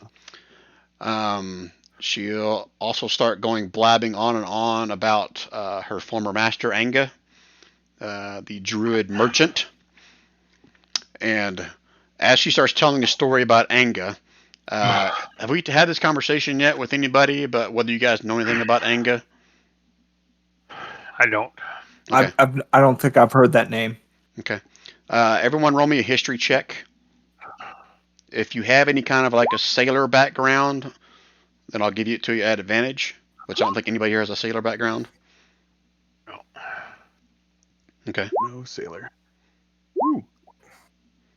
Dent, you're just 0 for 10. I Bavon, didn't do much better. so Bavon, I'll say you've heard the name before, and the story that you've heard is that Anga was not a merchant. Anga was actually a pirate and famous smuggler. So Anga keeps going on and on about this merchant queen of his and how he helped her transport goods back and forth across the Sword Coast for years.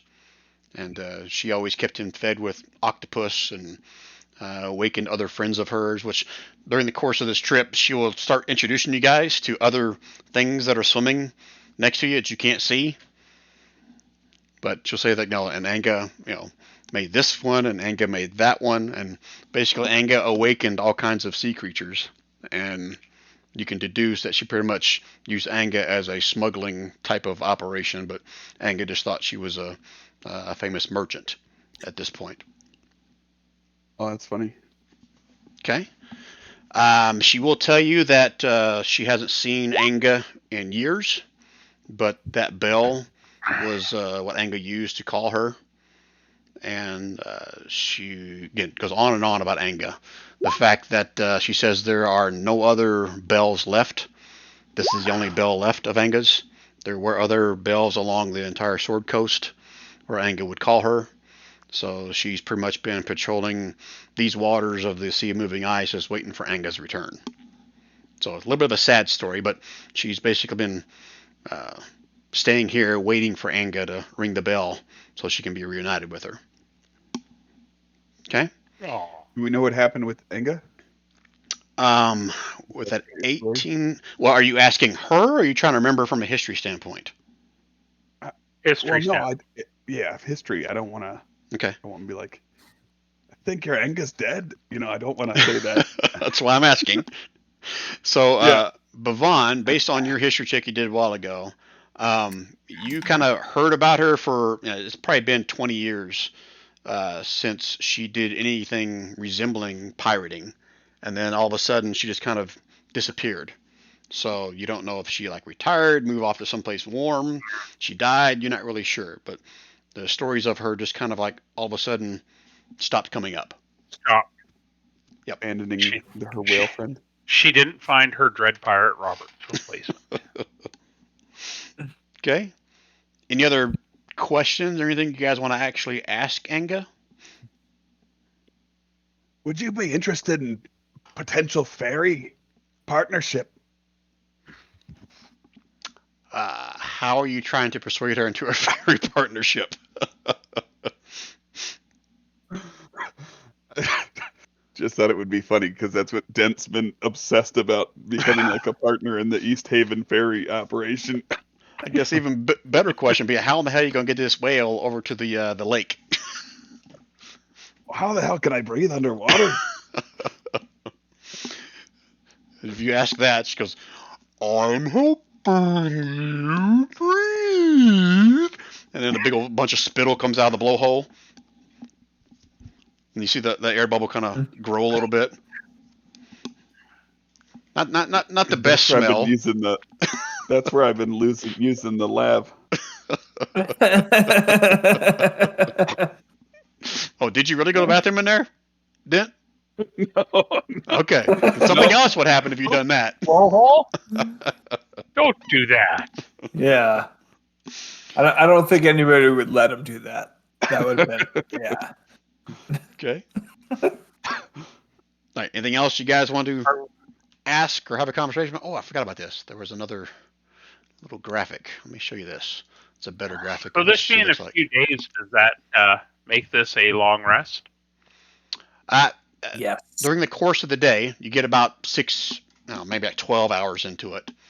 And she keeps on talking about everything she's passing by, whether it's another sea creature, whether it's another shipwreck, another storm giant fortress, an iceberg that she once, I don't know, swirled around and made into some kind of design or some all kind of weird bullshit like that. She will tell you that there is a former hideout of Angas under the water that she plans on taking you guys to after about 18 hours, so that she can rest to continue the journey on to the on the search for the floating island. Okay. Okay. So Will anybody else be there? and she will basically tell you that she doesn't know how anybody else will get there. She's the only one that knows about it, and it's just a stopping point that Anga used to use for her and her crew when they would take long journeys under the ocean. Okay. Cool. Under the sea. Okay. I guess during this first 18 hours of journey that she's slowly making her way through all the underdark of the ocean, she also tells you that when they reach the island, once she breaks the surface, you need to get off quick, because there is a rock near that island that has attacked Anga on several occasions. So she won't stay Like above the water for very long. Rock. Like the bird? Yeah, giant bird. I guess technically, I don't know if Anga would even know it's. Yeah, she would know it's a rock, based on her conversation with Anga before. So yeah, she would tell you it's the giant, basically hawk, that attacks her if she surfaces for too long. Got it. Okay. Okay. So she says once she drops you off, assuming during this conversation that you or Valin would give her suggestion as to when to try to come back for you guys, whether it be several hours or a day or whatever. And Valin suggests that you guys probably take at least a full 24 hours to search and find what you're looking for. To which Angle will agree to whatever time frame you guys come with, as long as you keep feeding her octopus. That's basically her charge to do this for you. Unless you guys come up with some other way you want to like pay her for her services, but octopus seems to be her preferred method of payment. All right, sweet. Okay. Cool. Right. Cool. Any other questions you guys want to ask Angajuk before she kind of brings you guys down to this underwater cavern hideout place of Anga's? I guess I'm. What's her name again? Angajuk. Angajuk. Angajuk. Angajuk. Have you ever been attacked under the water? What do we do if a creature comes here near our bubble? If a creature comes near her bubble, is that what you're asking? Yeah, like if like a shark or something comes to attack our bubble. A shark? You say that specifically? Yeah.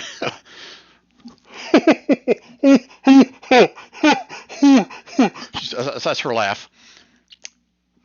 I'm not afraid of the sharks.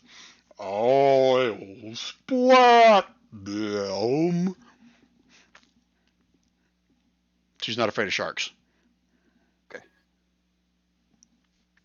Unless there's something else you're Is asking there about. anything under here, Angajuk, that you are afraid of? Big birds. Over the course of your journey, if you guys ask all these questions, she's going to tell you that there hasn't been a kraken in these waters in years. She said that's probably the only thing under the water that she would be concerned about herself. Okay. She's more worried about what's above the water. She's more worried about that rock than she is anything under the water. Sweet. You actually see on this picture, I think, some of the scars and stuff she's got from other interactions with the rock in the past. But once she submerges, the rock obviously can't get after her.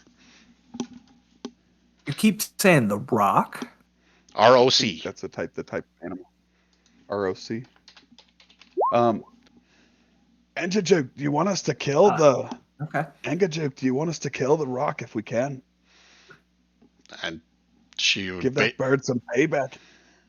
She said if you can do it, then yeah, she would be most happy with that outcome. I'm not saying we can, but could give it a try. She So that's fine. Just be careful, she says, because she can't do anything about the rock. It's a BFB, big fucking bird. Something like that. And it No. doesn't want anything to do with us. The rock? We don't know. When we hop off, the sucker might come for us. Yeah. I'm thinking we have a plan, Angajuk. Uh, Formulating right now in my noggin. I need you to be bait potentially.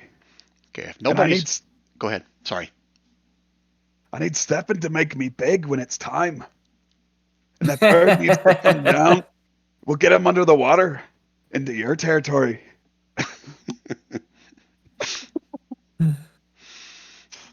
All right, so Right. nobody's Gents picked this plan. up yet. Everyone give me a history check. Okay. Damn, man. Bavon's like the master of all things history. Mm-hmm. Okay, so Stefan, you heard rumors of this, but Bavon, you definitely know that there's been talk all around 10 towns that Arl rides the night sky on a rock when she casts her nightly spell to keep the sun at bay. What a Definitely bitch. taking that one down. Okay. Mm. And Bavon wasn't with you guys when you went to the little mini mind flares, was he? I think Bavon came after that. Is that correct? Yep. Okay. All right. So would we have been able to get a short rest in while we were on the Yeah, definitely. whale? Yeah, definitely. Yeah, Okay. you definitely get a short rest in. Okay. And how many hours would that be then? Man, she's been going for like 18 hours. Yeah. So how many? Well, you could get 18 short rests in, I guess, if you wanted to. Okay. So I'm my gonna throw a mana. couple hit dice out right now, if that's all right. Yeah. But my mana would essentially be back to 18. Yeah, you get a maximum of whatever. Yeah, you'd be back to maximum mana as well. You don't do any kind of strenuous activity doing this. So yeah, I'm fine with that. Okay. And then, Okay. yeah, I'll use several hit dice.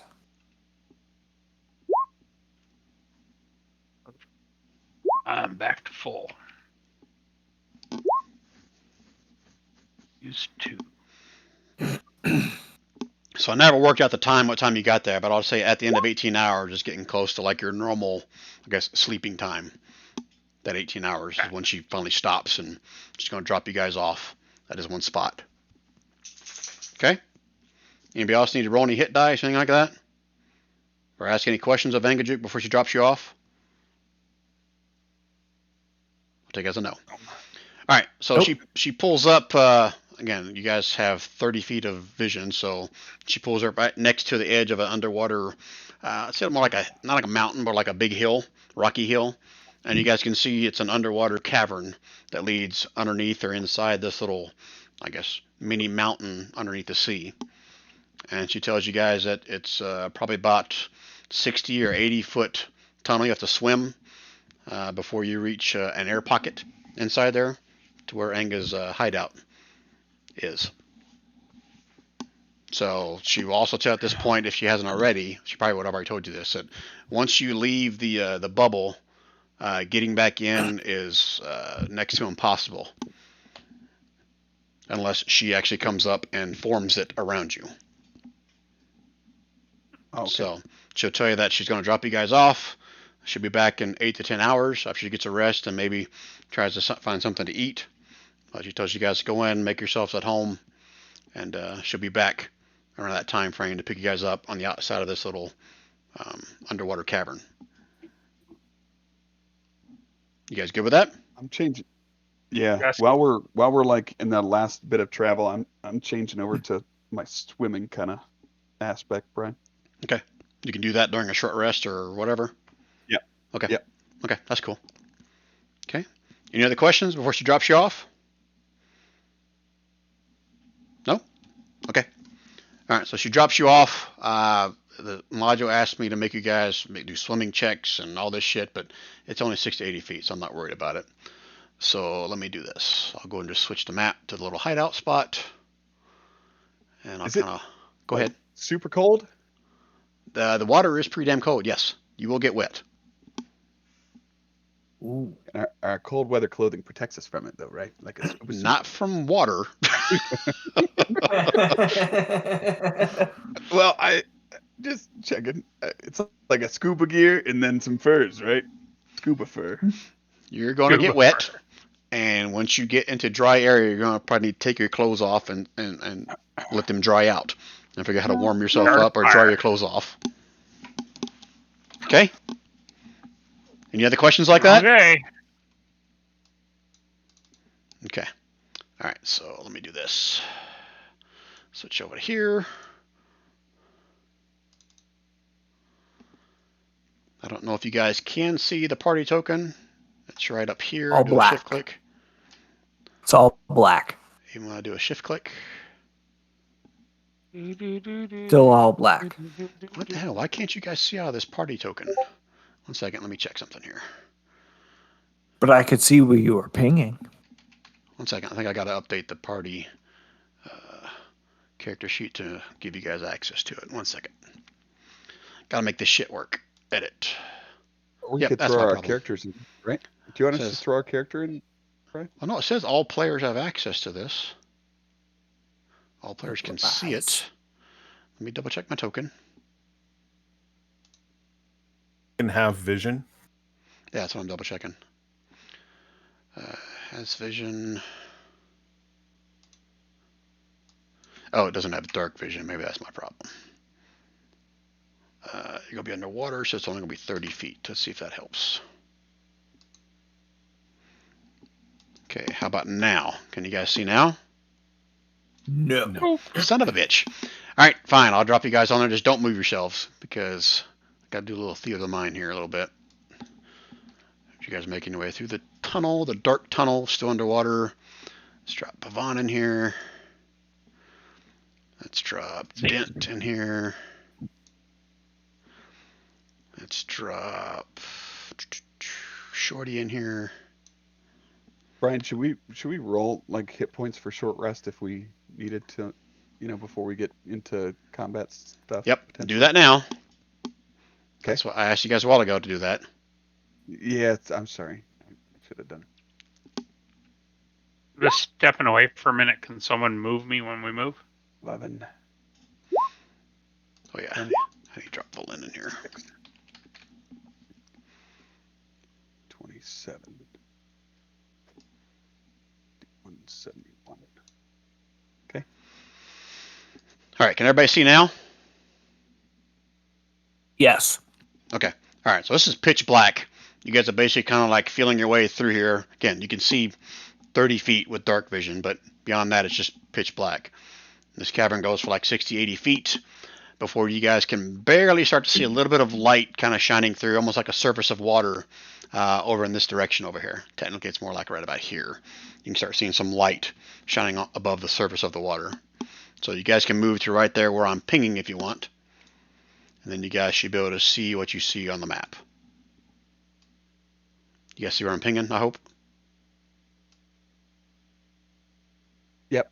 Okay.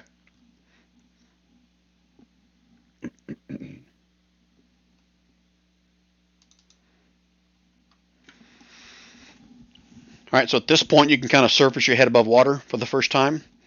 You can kind of breathe the dank, a little bit chill air, but not as cold as the water that you're getting out of. And you can feel the chill start to hit you as you emerge out of the water as well. But you can see off to the, I guess, the left of your screen, banquet goes up into it looks like some kind of a stone wall. It's been built with a crude opening on one side of it. The other, to the southeast of you, is another opening that kind of slowly banks its way upwards. And from this vantage point, I guess you probably can see above the water, looks like some old iron bar gates over some doors in a stone room. So move yourself just 15 Brian, feet how at a come the time. dark vision? Go ahead. How come the dark vision distance is only 30 feet? Oh, it shouldn't be once you're above the surface of the water. Just when you're so underwater. just underwater. Yeah, just underwater. Okay. So yeah, once your feet are above water, then you can see 60 feet. So you should be able to see what you see. That's basically why I said that, so I apologize. All right, so everyone can move 15 feet if you want, wherever you want to go to. Hey, split the party. I like it. There's beds. There's beds over here. So let me describe what Shorty sees, and then I'll describe what Stefan sees, as you guys are going in there. Shorty, the walls of this room have patches of luminescent moss that providing somewhat of a dim light throughout. And you can see from this vantage point at least 3 beds from your vantage point. And it looks like each one of them has an old wooden footlocker as well. And Stefan, in your room, same thing. You see the walls of this room have patches of luminescent moss, providing somewhat of a dim light throughout. The room contains what looks like 4 old cells. All the doors are open. One of the cell doors is laying on the floor, all rusted. I'm not sure if you pick it up if it wouldn't just fall apart. Yeah, even from that vantage point right there, you can see straight ahead of you, straight to the east. Along the back side of the wall are some old rusted chains connected to some manacles on the wall. All right. And you can give me another perception check, Stefan, for something more specific.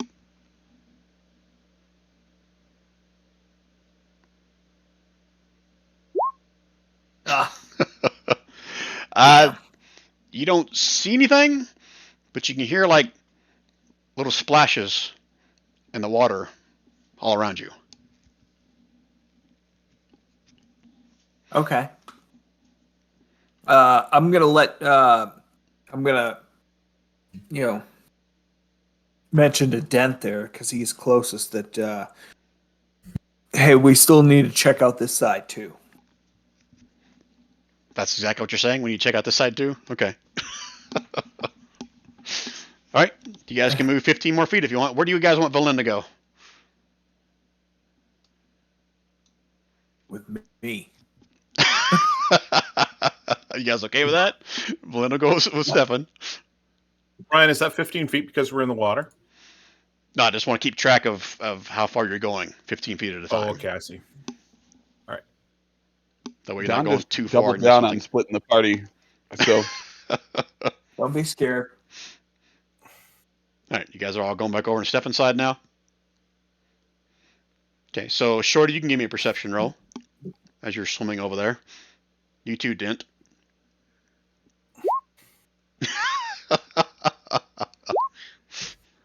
There you go, Dent. All right, you're swimming The over only reason I there. asked that, Brian, is because I have a swimming speed of 40. Oh wow. Okay, then yeah, you can get ahead of Dent. That's fine. Sorry, I wasn't sure. hey, That's why I you're have asking. a swimming speed of 40. Okay, fine. You guys can both get right behind Stefan. I have a climbing speed of 42, Dent. But Huh? But Dent, as you're swimming through the water, you hear a little splash in the water, and you dive your head back under the water, and you can see there's like a little bit crab that's trying to get away from you guys. Lots of crabs from this. Well, that 19, you can see there's like 24 crabs. They're kind of like hung in little crevices along the underneath the water. Like, do I recognize their tastiness or? You recognize they are crabs. You're well versed in crabs, Rand. I mean, Dent. Different kind. Can I catch up to the group? Move 15? Yeah, you can be wherever you want because you weren't here, so no one was moving here. Okay. All right, so let me describe what Stefan sees as he steps up out of the water there in this next room. Again, this room right here, Stefan. The walls of this room also had the same patches of luminescent moss. The southern wall, I think you can see it from here. Can you see the southern wall with your dark vision? Yes. Okay, ping the extent of, okay, right. All right, so the southern wall, where did my notes go? The southern wall is crumbled away, either from erosion or damage, you're not really sure. You can also see, it looks like there's a corridor that leads back towards the west. And that's it. You guys can move 15 more feet unless you're doing something else. or 30 feet, I guess technically now. I don't want you going more than one room. Is why I'm getting at. Once you step into one room, I gotta stop and kind of show you things. Okay, so go ahead, Stefan, if you want to move again, or you want to stay there. Yeah, I'm gonna wait. Okay. And you You also want walk someone to in go front of Stefan? Yeah. I'm not the stealthiest, so. Okay. Oh, but you're being very stealthy. I like it. I We're- am relatively stealthy if you want me to be stealthy. I don't know what we need, so I just want to make sure Okay. You guys can we keep didn't moving. just run headlong into anything. Oh, I thought I did move, but all right. Yeah, you see the same thing that I described to Stefan. There, you step 4 feet, you can see a corridor off to the northwest that leads back into the room where some of you guys saw the beds before. Okay, what else you guys doing? I guess checking it out. Let's go to the bedroom. Big and dwarf. Does anything like here look sus? Anything here look what? Well, I think there's some stuff that looks sus over here. All right, first things first. Dent, you went down that hallway? Yeah. Towards the beds? Yeah, just I was heading that way. Yeah, For initiative. How far down are you going? Right there? sure. Okay. You can give me a perception roll with disadvantage. Disadvantage perception. Okay. Good to know. Ooh. Okay. From your vantage point, you can just make out 3 or 4 beds. Looks like the blankets on them are very old, very tattered. Not sure if you pick them up if they're really going to stay together. But looks like it's an old barracks / sleeping room, bedroom. You can see several footlockers. So what's above us? The Should look in ceilings those here. footlockers. Let me double check. We make a fire. If it says anything about the height. How was that rock attacking the What? the Rock? whale? The other place. Oh, the rock that was attacking the whale? That was near the island you guys Yeah. are going to when it surfaced the top of the water. This is basically like a cavern that's underneath the water. Okay, so why did it Favorite have to hurry up on this one? He wants to go have a rest for a little bit. Take a Okay. whale poop. All He's right. got to have a poop. He's got to go to the whale toilet. Eh, Speaking of which, He's gonna go find his kraken friend. ah, All right, so going Stefan, to flop the kraken. you don't see or hear anything else other than what I just explained to you. I think one of you guys stepped over to here to kind of look into this room, correct? Not sure who it was. I did. But let me It just was give you me. what you see from a cursory standpoint. You can see it's old wooden planks here. It's broken. Looks like there used to be a bridge here. This drops about 30 feet down into some dark water. Who was the first one that stood there? Was it Shorty or was it Stefan? It was I Stefan. didn't go that close to it. Okay. It was Stefan. Stefan, are you Throw doing a any rock kind in of the hole. are you doing any kind of cursory look? You just kind of looking at it and then backing away? What are you doing? Honestly, I was going to pull out my ritual casting of detect magic. Ah. And I was actually going to do a pretty good check of everything around. Okay, that's a 10-minute casting. So just decide where you're going to sit and start casting it if you're doing it as a ritual. And then after 10 minutes I'll pass, just I'll sit let you right know. here and start it. Right there on the edge of Yep. the hole in the That's ground. a great idea. Stand at the edge of the 30-foot deep dark water pool. And do your Well, But you should also just drop a rock in the water first. best. Yeah. Fool of a took. Do not disturb the water. Okay, you're going to pick that corner, right, Stefan? yeah. All right, so Stefan sits down and plops up, I guess, his pearl or whatever it is he needs to do a detect magic. No, that's identify I'm thinking of. What are the rest of you guys doing? Anything? waiting to be explore told this what room. to do. Well, he said there was footlockers in there, Dent. Yeah, let's go explore. I want to find out where they light the fire, and I want to get warm clothes on, Brian. Oh, that's right. Yeah, you guys are all shivering at this I'm gonna point. start getting- I'm gonna start Yeah. getting naked in here. Okay. So if you get naked, you gotta take your armor off too. You know that, right? Okay. Like, so you're going armorless, naked, running around with your ding-a-ling hanging, flopping in the wind. I mean, I think we should secure the facility first before I take off the armor. But I want to find out where I could like light a fire. I'll take off my like fur stuff. Mhm. It's wet. Try to find a place to hang it in here. Okay. What the rest of you guys doing? Everyone else getting naked, or are you keeping your clothes on? Well, I'm not ready to get naked until we know that this place is safe.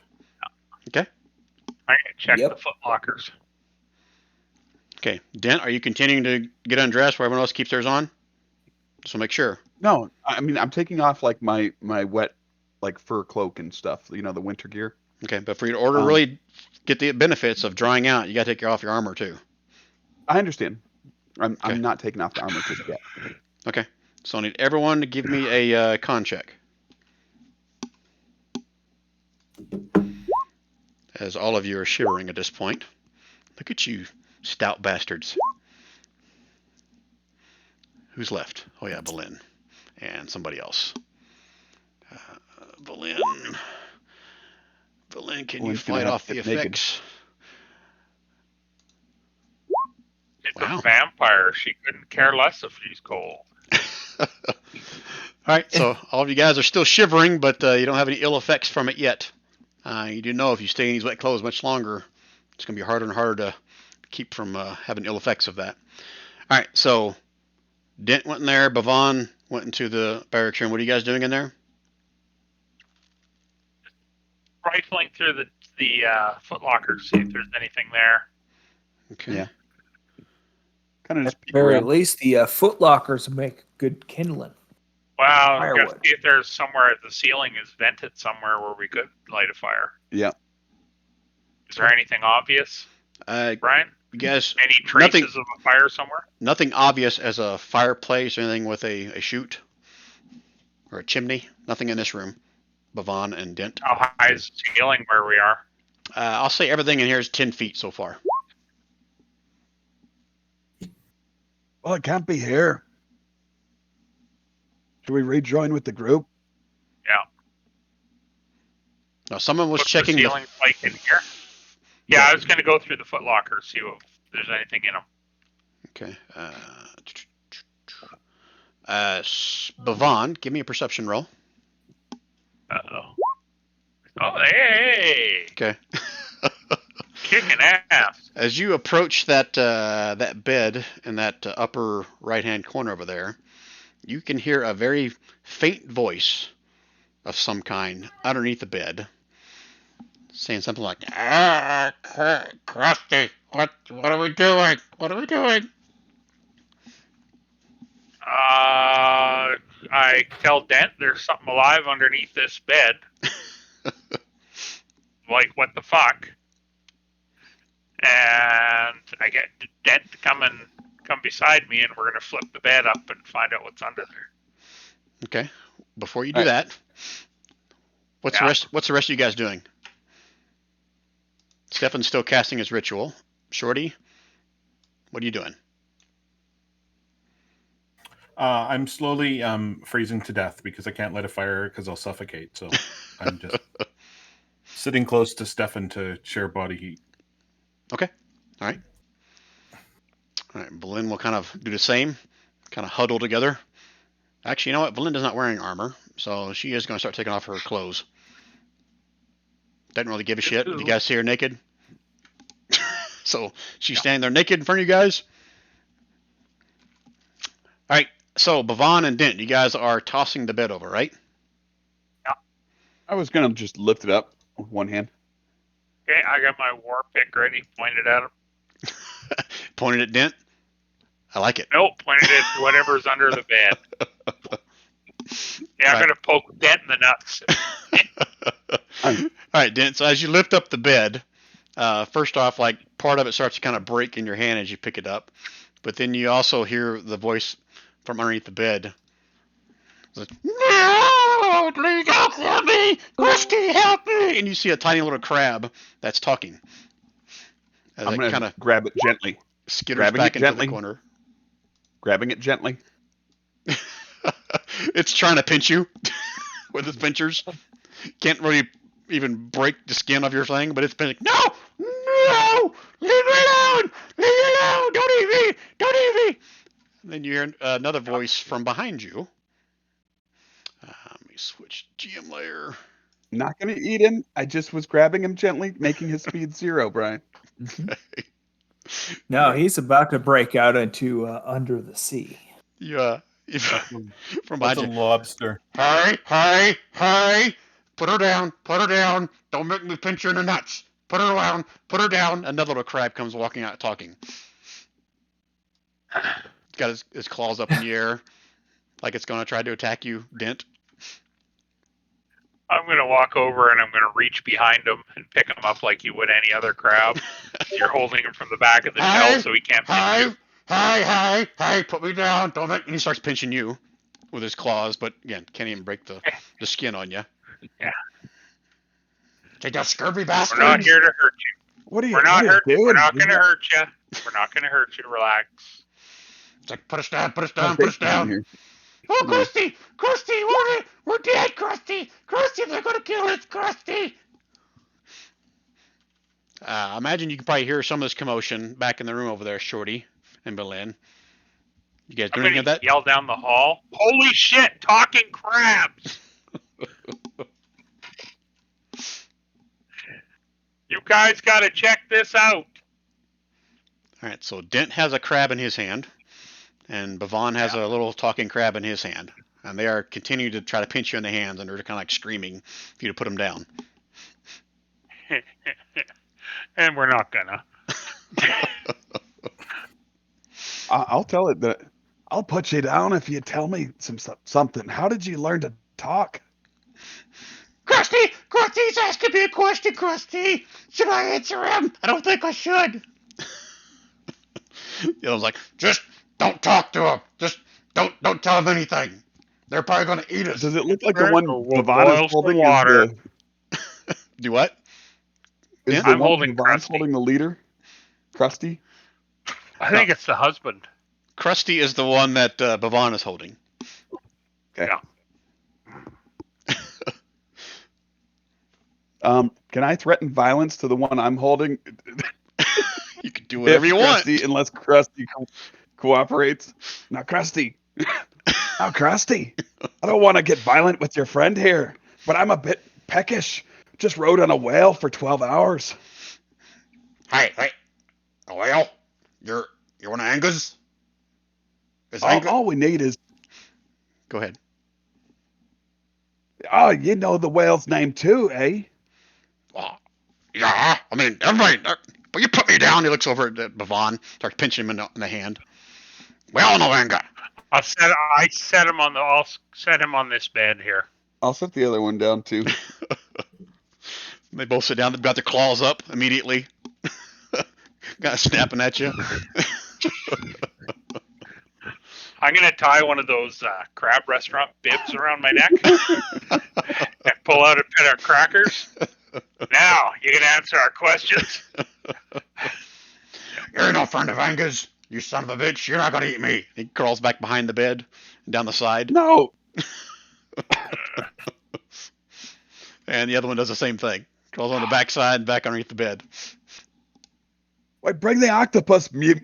It worked well for the whale. For the whale. I'm going to say something that would signify that we do know the, Anganek or whatever. You can't even say the name. Yeah, we know Anganek. Yeah, that's it. Mr. Anchor Manager. So, Shorty, I'll say you walked in just in time to see them set them on the beds, and then both these little talking crabs kind of disappear back into the corner underneath the beds again. What are you guys doing? I'm gonna go and move the bed again and capture that stupid crab. I ain't putting him down this time. I mean, it'll take you a couple tries. He's really trying to get away at this point, but yeah, you can eventually grab a hold of him. Yeah. and I pull him back out here, and I'm holding him from behind so he can't pinch me. But I'm reaching out towards Dent, so he's just close enough to almost pinch him, like a little brother would do to a big brother. Like, here, he's got you. And I keep poking him at Dent's nuts. I got interrupted. I have a funny story though. Oh, Oh, that one would have been worse, sweetheart. Talking to the I crabs. have to delete all pictures of my wife from my phone in which she's not fully dressed. Okay, The tangent. kids, apparently the Google Hub shows pictures of my family, so that's what I set it to. So like my wife and kids and me and relatives, and we have company over, and all of our children just thought that this was a very interesting picture of mommy that just appeared on the Google Hub Max. oh, nice. Yeah, so she came down to yell at me, so I missed the last probably 30 minutes, and I think she was totally justified. Yes. Well, I caught Krusty, and I keep holding him from behind so he can't pinch me, but I keep reaching him just close enough so he pinches you, Oh, because okay. I think that's funny. Nice. And as he's doing that, he's like, okay, Krabby, run, Krabby. And you got to catch the other one. And it starts to skitter along this wall. Yeah, I'll just go grab it, Brian. Okay. Don't need to do a roll. It's easy enough to catch. I mean, it'll take you a couple tries because they're actively trying to get away. But yeah, now both of you have these talking crabs in your hands. What do you want? Just leave us alone. What can you tell us about this place? There's a How bed. do we get warm? There's a bed. And back there, there's more rooms. What do you need to know? Is there somewhere we can light a fire safely? What get can we do warm. for ye? Is there something that we can do for ye that would make you more comfortable? Allow us to stay here without you yelling at us? Hey, you can put us down, you son of a bitch. Last time we did that, you ran off. What? Not Look doing at that. you. You practically got your fork out now. He's wearing his crab bib still. I'm getting hungrier.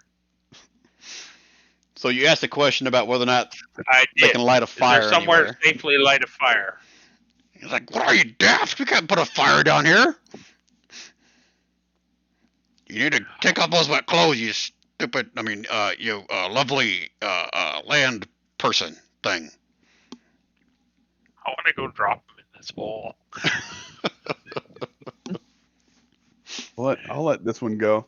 Like, all right, but ye asked for it. And I'll start getting naked. You see the little crab's eyes kind of dart over certain areas of your body. It's like, Krusty, we can. Yeah, never mind.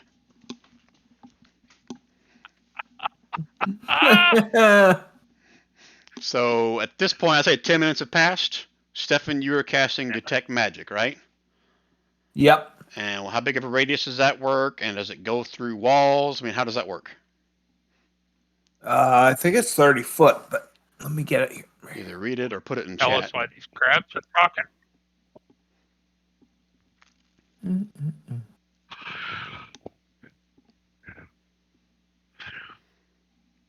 You should just click on it and put the description in chat.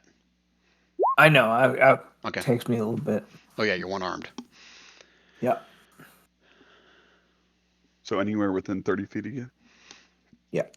Can penetrate most barriers, but is blocked by 1 foot of stone, an inch of common metal, a thin sheet of lead, or 3 feet of wood. Okay.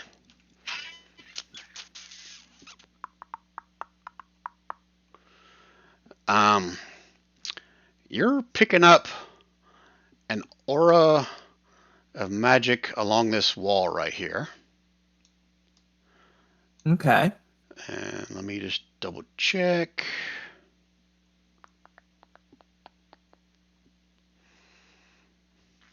I got a scroll. Sorry, I should have looked this up while everything was going on, but I had to play Krusty and Krabby, so.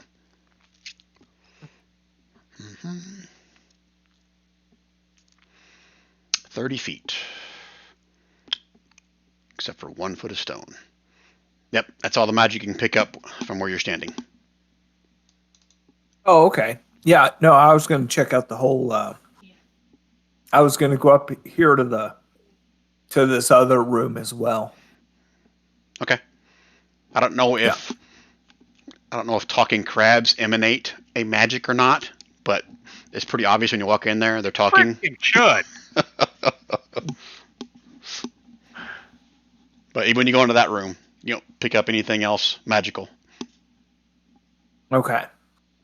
And has anybody been over here? Nope, but everyone can give me another con check if you haven't taken off your clothes. Dent said he was, so he's fine. Yeah, I guess it's that time. I'm going to start taking my clothes off. Damn, look at you guys. Rolling like champions. Now that I I'm set you gonna up. drop Krusty on the ground and drop my drawers and grab one of the Krusty blankets and wrap it around me. Okay. Spread my clothes out and stuff so it can dry. Okay, that's fine. So you don't have to roll if you're taking your clothes off. Again, clothes and armor is what I'm saying here. If you really want to get dry. Yeah. Okay. How long are we gonna be naked for? I guess until you want to put your wet clothes back on, or are they dry? There you go. Okay. All right, Stefan, you're okay as well as of right now, but you are Okay. shivering. Yep. All right, so you put the crab back down, Pavon. Yeah, I let him go. Okay, and it crawls over underneath Dent with claws up in the air. Says, "Put her down, put her down. She's not yours, she's mine. Put her down." It kind of snaps up in the direction of your nads. Did we lose Dent? No, I'm right here. Sorry, I'm fixing something for the wife and them. I apologize, guys. All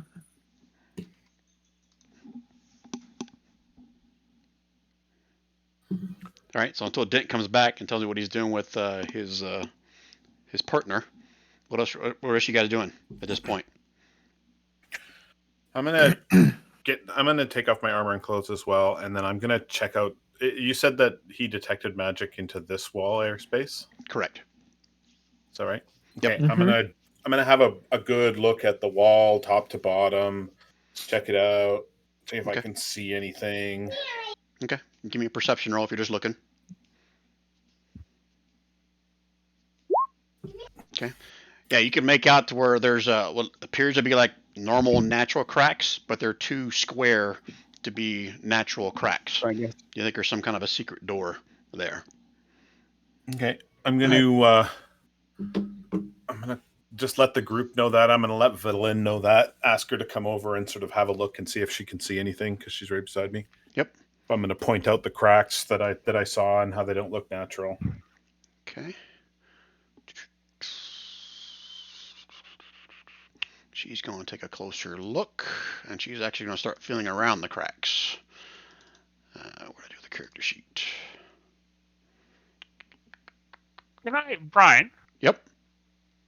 Can I use this to create a flaming sphere without hurting anyone? Just use it for heat to dry us? What is it?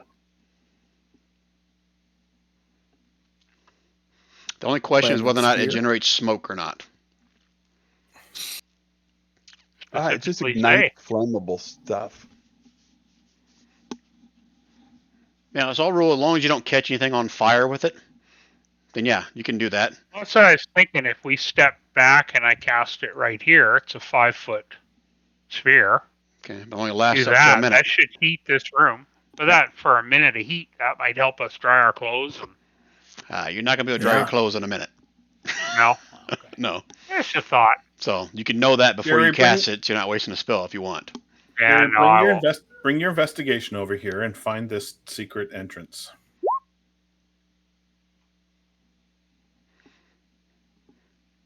All right. Brian, I don't have my little crabby anymore. Oh, you put her Are you down? gonna come and join these guys? Yeah, I put her down. Okay. I put her down when I got naked. Okay. Did Vaylin find anything on her rolls? She did not. No, I'll try. And I'm going to point out exactly to Bavon exactly where I see where I've perceived the cracks, exactly where it doesn't look natural. Yeah, you can roll with advantage.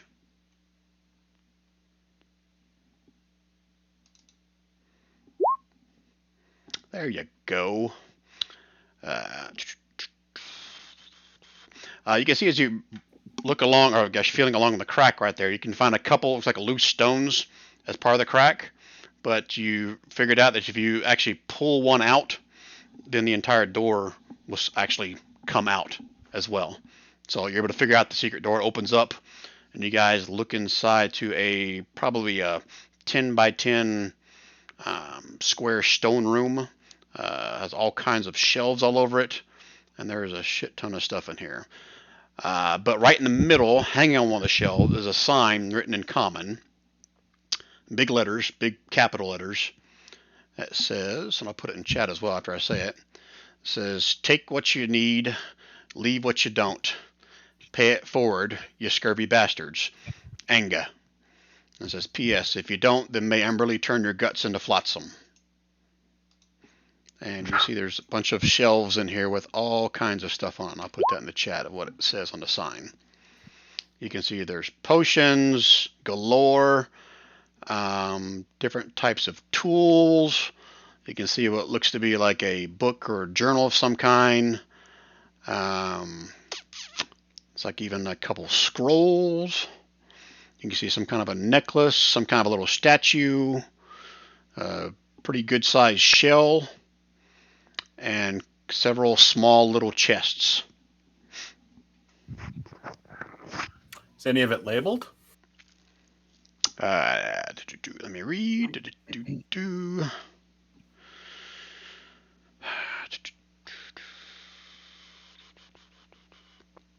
The scrolls you'd have to open up to see what possibly they are. Other than there's a journal there that has some writing in a certain language. I've got to see, or this kind of gives it away. Let me double check your characters so I don't say it out loud. A dwarvish giant. Not even there. Draconic, dwarven, elvish, goblin.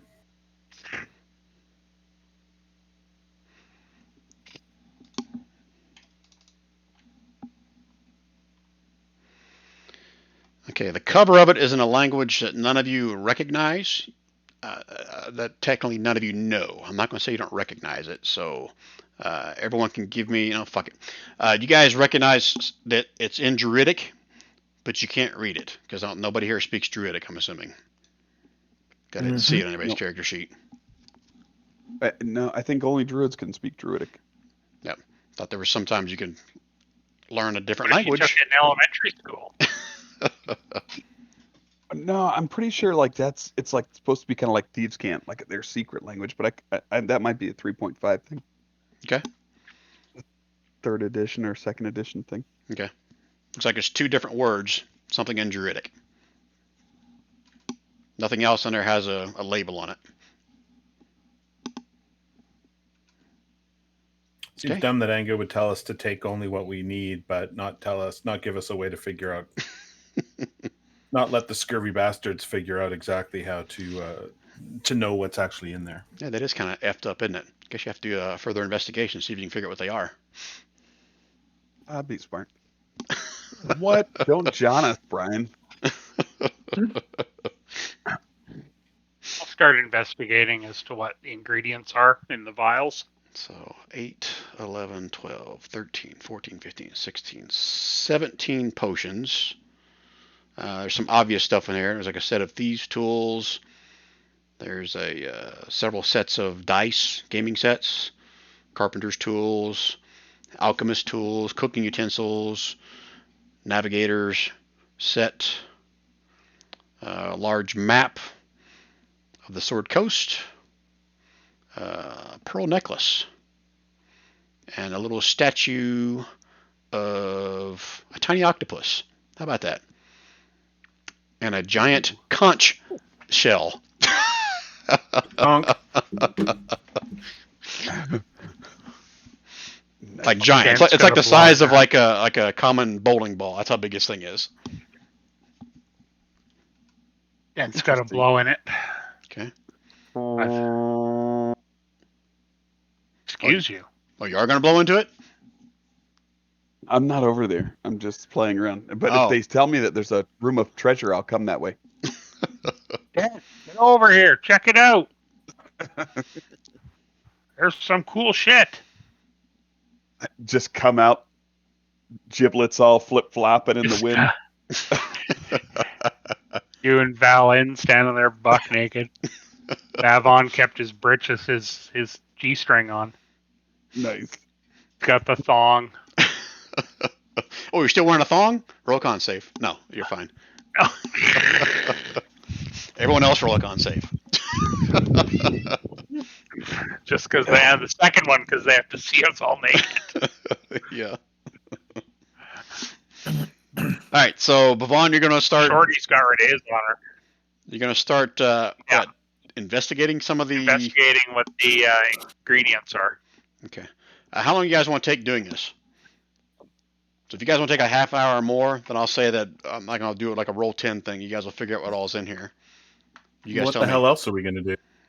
Well, Den's looking over here, someone- and he's wondering if there's what is this down here. Yeah, someone wants to jump in here, right? That's what I want everybody to do. I'm gonna ask Clint if she would be so kind as to move like right here.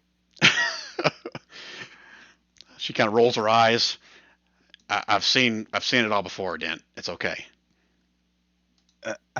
Brian, I'm just gonna clear the gap. 10. Yeah, there we go. Oh, you're jumping over there? Yeah. Without any rolls, I got a 20-foot horizontal long jump, dude. Okay. All right. The walls of this room are not covered in patches of luminescent moss. There's a sconce mounted on the northern wall, no torch, a table in the center of the room, and several crates in the southwest corner. You can see the table has an old deck of cards and a few empty cups lying empty on it. And that's all you can do with the cursor look. Obviously, the corridor heading south. I'm gonna kind of look back, wait for them if they're gonna. Maybe I might get curious and explore a little bit if they're going to just keep looking at the items and stuff. Okay. Yeah, but of course, the next 10 minutes, so you guys can figure out what everything's in here. So let me just copy and paste. Well, some of this shit, again, Stefan picked up magical stuff. So the potion stuff you'll figure out. Maybe just copy everything that doesn't require an identify. I could leave me my laser pistol. Okay, here we go. Hopefully I didn't copy anything that's magical. Or requires identify. Plus there's a small tiny statue of the octopus, the conch shell, and through several of the small chests you guys find a total of 250 silver pieces and 75 gold pieces.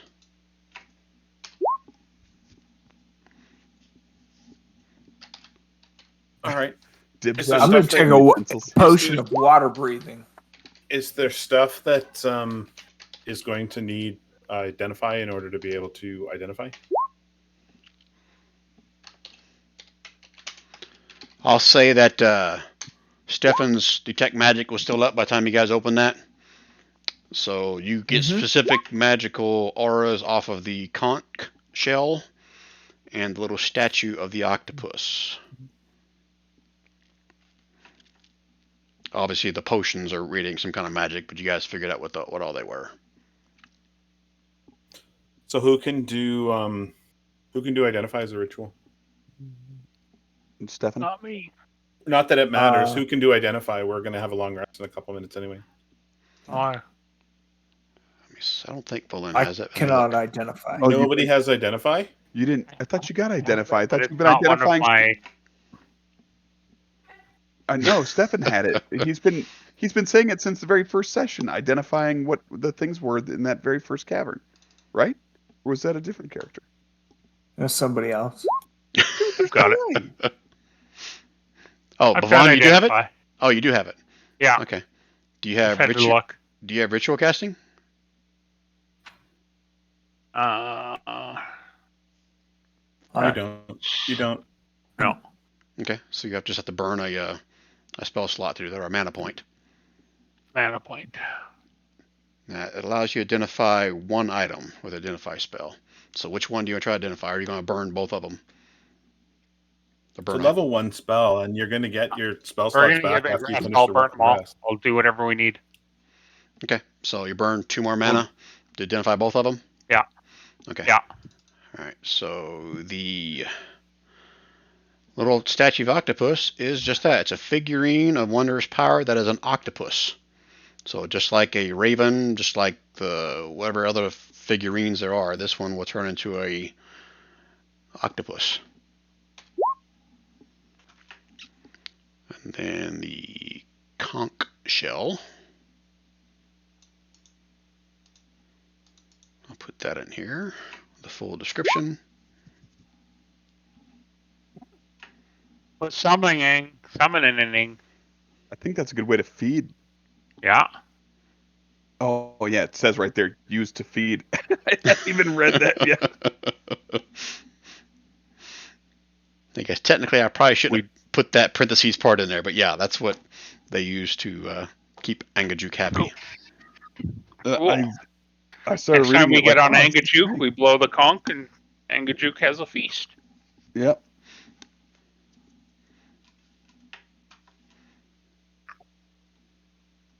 I just don't need to remind you guys about what the sign said hanging there in front of you, right? Yeah, she's not there. She's Okay. dead. Okay. Well, when we get back over there, I'm gonna leave a bunch of shit in there for her. You're gonna take a big dump on Yeah. the floor and leave it for her? We Yeah. leave it in here, right? Yeah. Gary, how dare you take my words so literally?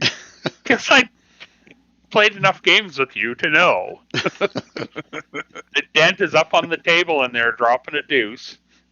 All right. So you guys have now discovered everything that's in there. I think I shared with you guys everything that's in there. What else you guys doing? And what are you taking more specifically, if anything? I wish freaking take everything. I'm taking a potion of water breathing, and I am going to leave 20 gold pieces. Okay. Does that mean you guys didn't take all the money that was in there? I'm assuming. I'm gonna take a potion of cold resistance. Okay. And I ain't leaving shit. Okay. Noted. Anybody else? I'll grab something. I'm just not there at the moment. Okay. What are you doing over there, Dent? Just hanging out? Drying out? Well, yeah. I wanted to check it out. I want to see what's down here. It looks like there's something fancy. Okay, one Right second. there. I'll describe what you see down the hallway there. I guess got to scroll. Okay. I was just waiting kind of for my turn. Well, you can do that while they're divvying out everything that they see over there, or trying to figure out what they want.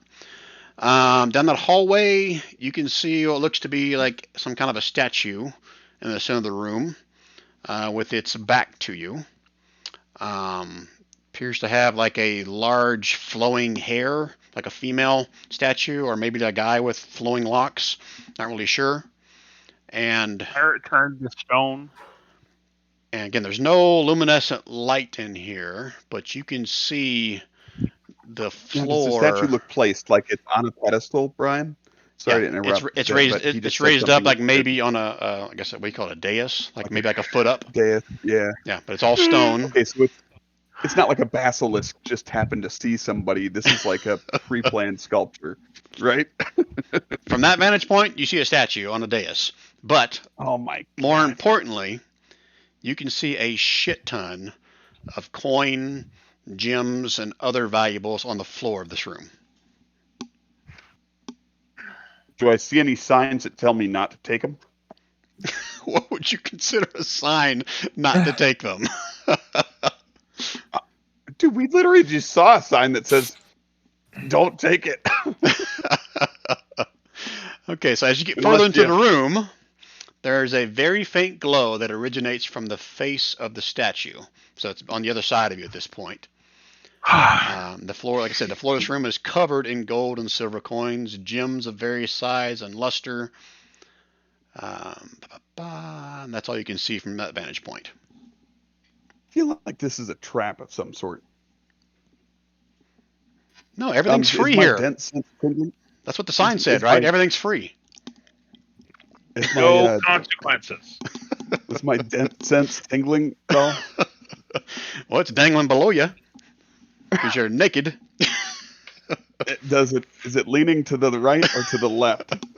Or is it trying to point me back the way I came? It kind of goes from side to side as you're walking. How about that? Oh, dang it. It's not helpful. My attempt at augury or whatever it is not working. All right. I will make note of this room and come back in here and jump back over and Okay. let the party know what I found. Okay. Maybe talk to the crabs. Oh, that's a good idea. I keep forgetting about those crabs. Hey, crabs! Get in here. Just shelling We crab. found Just some yelling cool crabs. stuff for you. Give me a perception roll, Dent. Okay. Okay. Which direction are you looking or shouting? Okay. Back towards the bedrooms. You shout that way, but you can see what appears to be like 24 little bitty beady eyes pop up out of the water, just barely. Oh, They all Oh, look they can very all similar. Do what? Krusty. Where's Krusty? Get Krusty and send him over here. See about half of them, their eyes disappear back underneath the water. A couple seconds pass, and then a couple eyes pop up right here, and see the pinchers stick up in the air. Hey, what do you want? What do you want? Stay back. We found some stuff and we're hoping that you could tell us about it since this is your home. Take what you need, leave what you don't. That's the way it's always been. But what's that room in the corner? Looks like there's gold all over the ground and some kind of statue. Glowing eyes. What room?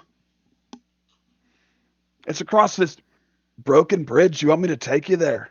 Hell no. And he, boop, underneath the water.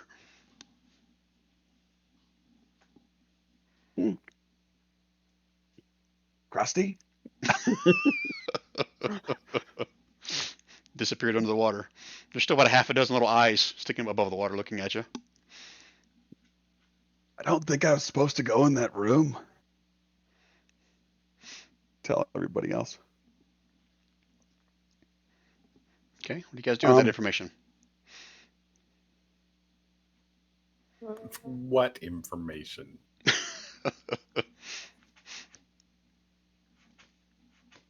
The room with treasure and the glowy-eyed statue, and that the crabs are deathly terrified of, apparently.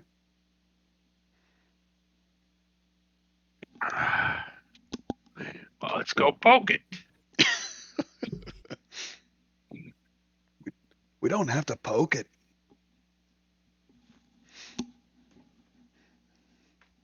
What are we doing, fellas? Maybe somebody could sneak in there.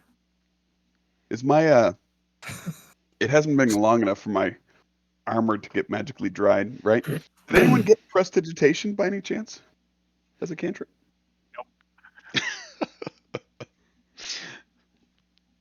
Does Belen have it?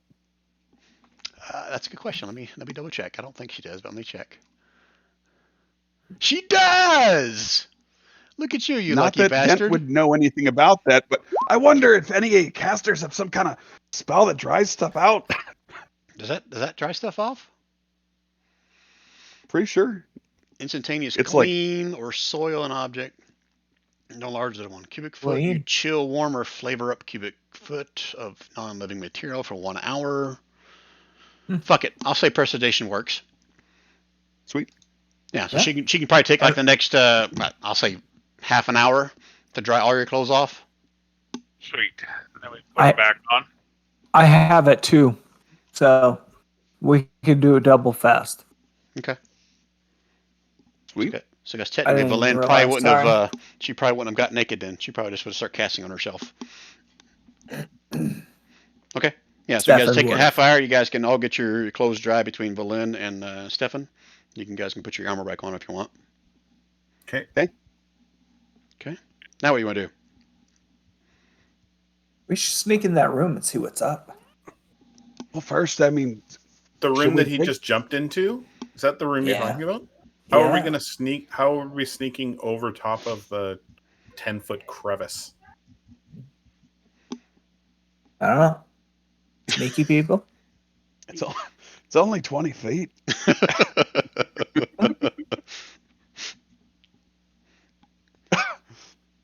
Don't want a metagame here, but Keg's got a flying keg. I mean, Yeah. and I Bacon's can- got a flying keg. I can get Yeah. over it too, Yep. but So- it's a cursed. It's so obviously cursed. I mean, this Yeah. A, this is Brian, and B, this is Brian. Yeah. I think, Yeah. but you're forgetting C, where this is Brian. You guys are so paranoid. Hey, no, it's not just a bunch of treasure down in there. Yeah. Wow. Yeah, and a glowy statue with red eyes. Yeah, no Yeah. sign that Hey, says, take what you want, leave what you don't. Krusty, can I pay you to come with me?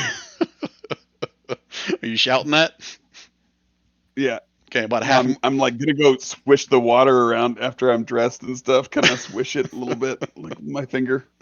Bunch of the eyes, like, as soon as you get in the water, they all drop below the surface. You can see under the water through their feet, they're scurrying away. But you can see on the far side of the pool, you can see a familiar crab pop his head above the water. Just, what do you want? I'm not going back there. Should we just pretend like we didn't see it? Are we gonna be safe here? Yeah, I can't go back there. No. Can you tell me about it before we just go back there and do something stupid? If you do something stupid will happen to you. Do you think going back there's stupid? Yes. You're stupid, right? That's true. It's kind of our motto. All right. The crab is telling me not to do it. He says ignore the gold. Stupid. I believe the crab. Okay. All right. So did you guys grab certain stuff from that pile? All I need to know is who grabbed what, if anything. And if you left something would like do, one of you guys did. I grabbed a potion of cold resistance. I would do the other cold resistance and cooking tools potentially. And a I potion did- of greater restoration. I did the water breathing potion, and I left 20 gold. Okay. I'm gonna. Hey, Shardy, do you need this laser pistol thing? No, hand it over. Do you want it?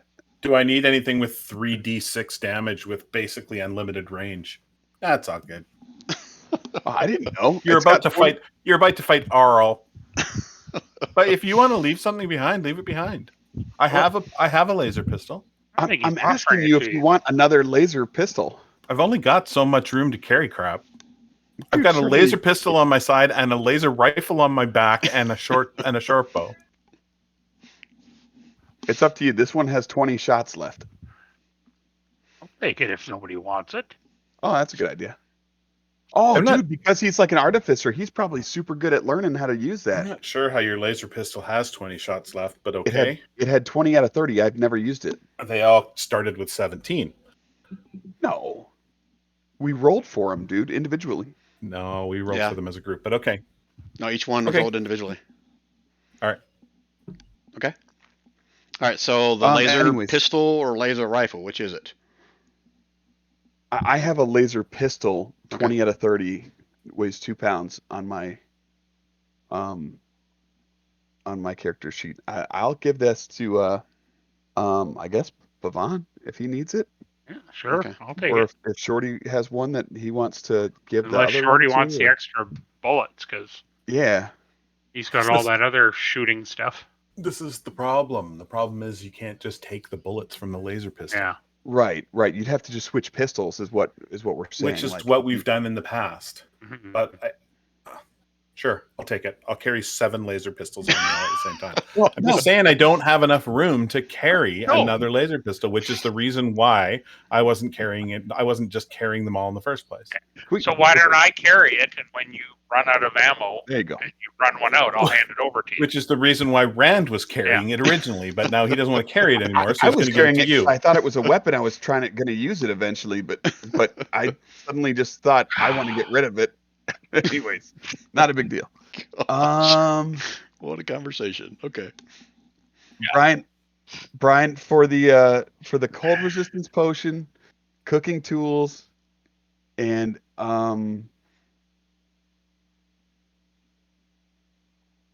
you know what? Just that. That's all I'm gonna grab. I think maybe one more potion of healing, Okay. and I'm gonna leave the Chawinga charm of animal conjuring. How many uses was left on it? One, Oh, okay. but still, it's not useless. It's a good. I mean, that's it. That's nice. Okay. All right. Noted. Anybody else?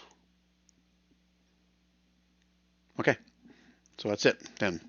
Okay, what are you guys going to do next? Anything? You guys are all dry. You all starting to get tired. It's beyond the time to take a long rest if you guys are planning on that anytime soon. Yeah, sounds good. I think it's time. Dang right. You guys gonna plop Who's right gonna there? Sit watch. Oh no, I'm gonna crawl onto one of these beds. Okay. As you sit on it, the legs Farthest break. one from the doors. I'll jump on it so all the legs break evenly, and then what's left is sitting right on the ground. Hi. Hope I crush the fucking crab. You big fat. I mean, you're. Never mind. All right, the rest of you guys gonna do the same? I'm gonna crash leave in the that onion barracks tea room? from P-Fort. I'm sorry, I missed that. Yes. Oh, please. Chawinga. All right, go and move yourself to wherever you're taking a nap or you're gonna do a watch or whatever you're doing.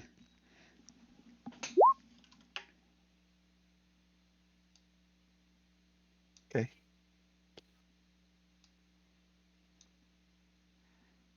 Oh, Valin's gonna sleep in the bed that has. Ooh, I'll nestle down with this crab. We were friendly. All right. Who's So, doing watch? yep, that's what I was gonna ask. I'll do the first watch. I'll just sit on the bed, do the first watch Okay. for 2 hours, and we'll rotate through. Yep. All right. Give me a perception roll. Whoever's taking first watch.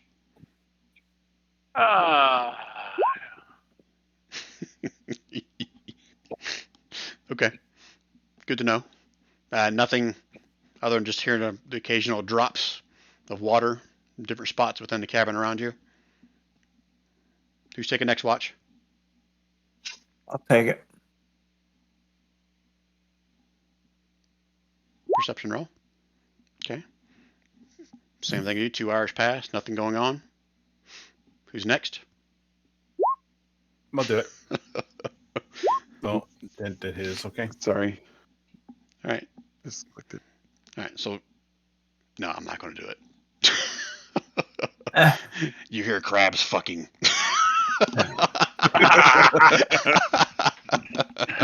Oh, crusty. That's it, Krabby. Yeah. Guess I am going to do it. I think these are blue crabs. King crab. A little soft shell. All right, you guys can finish a long rest. No issues of. And just doing the unspeakable with that little crab beside him. Shorty can share that info if he wants to, or he can just keep that locked away in some dark corner of his mind. All right, you guys get all your health points back, get your mana back if you used any.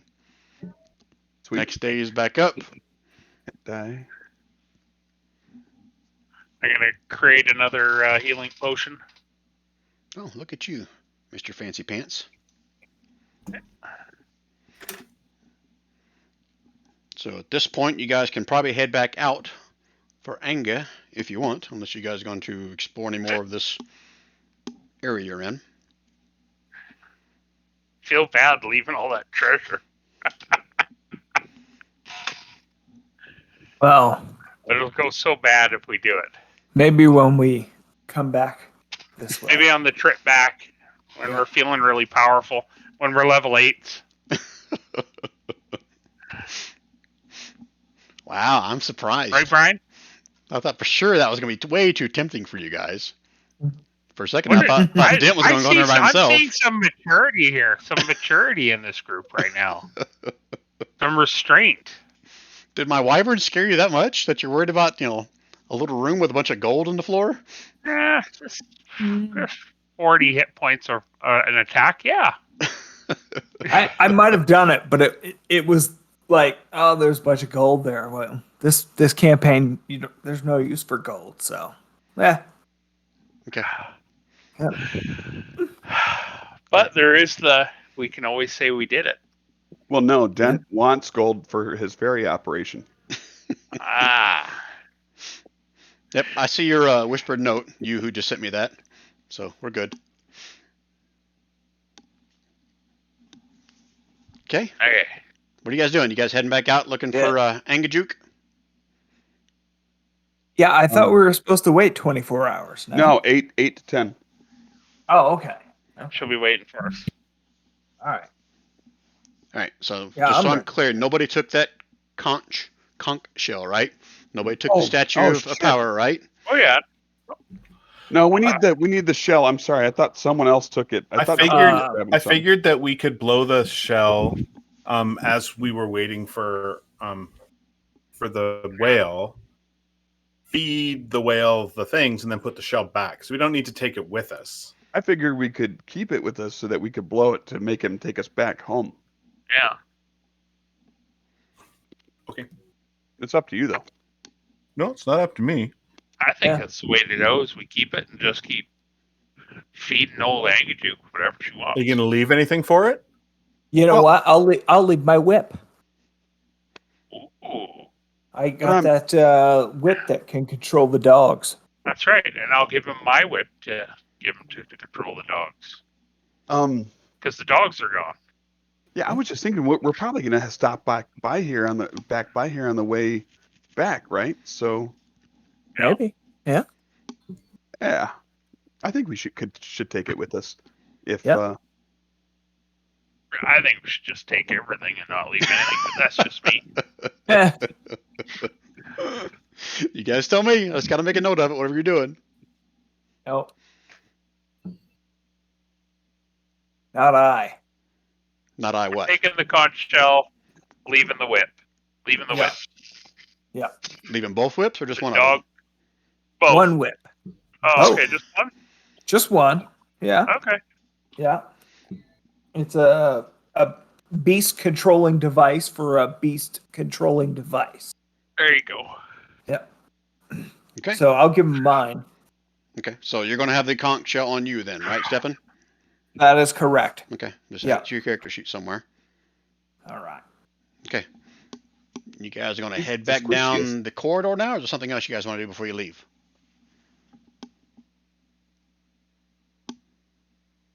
I'll take I that. like want to some throw. drinks. I want to throw something down this little. Brand, you probably want to say goodbye to your crab friends. Yeah, I will. That's true. Yeah. Hey, Krusty. Mucho gusto, friend. You shouting that just in the room? Well, yeah, just to Krusty in general. Okay, he's not in there. I know he's on the map there, but he's not in the room with you. During the night, he would have gone back into the water. I go back to his little like hidey hole where he usually hangs out. Okay. All right, so you have to go in the water to do that. You guys don't have to get wet again. You know that, right? But you got precipitation now, so you guys are all good. All right, so yeah, you can get in the water, ask around, whatever, see a bunch of crabs run away, and then one little head pops up. Hi, hi, hi. What do you want? We're leaving, Krusty. Good, good, good. Did you leave something? Did you leave something? Yes. Some good stuff. You better take care of it, Krusty. I don't take care of shit. Just make sure you leave something. You don't take without leaving something.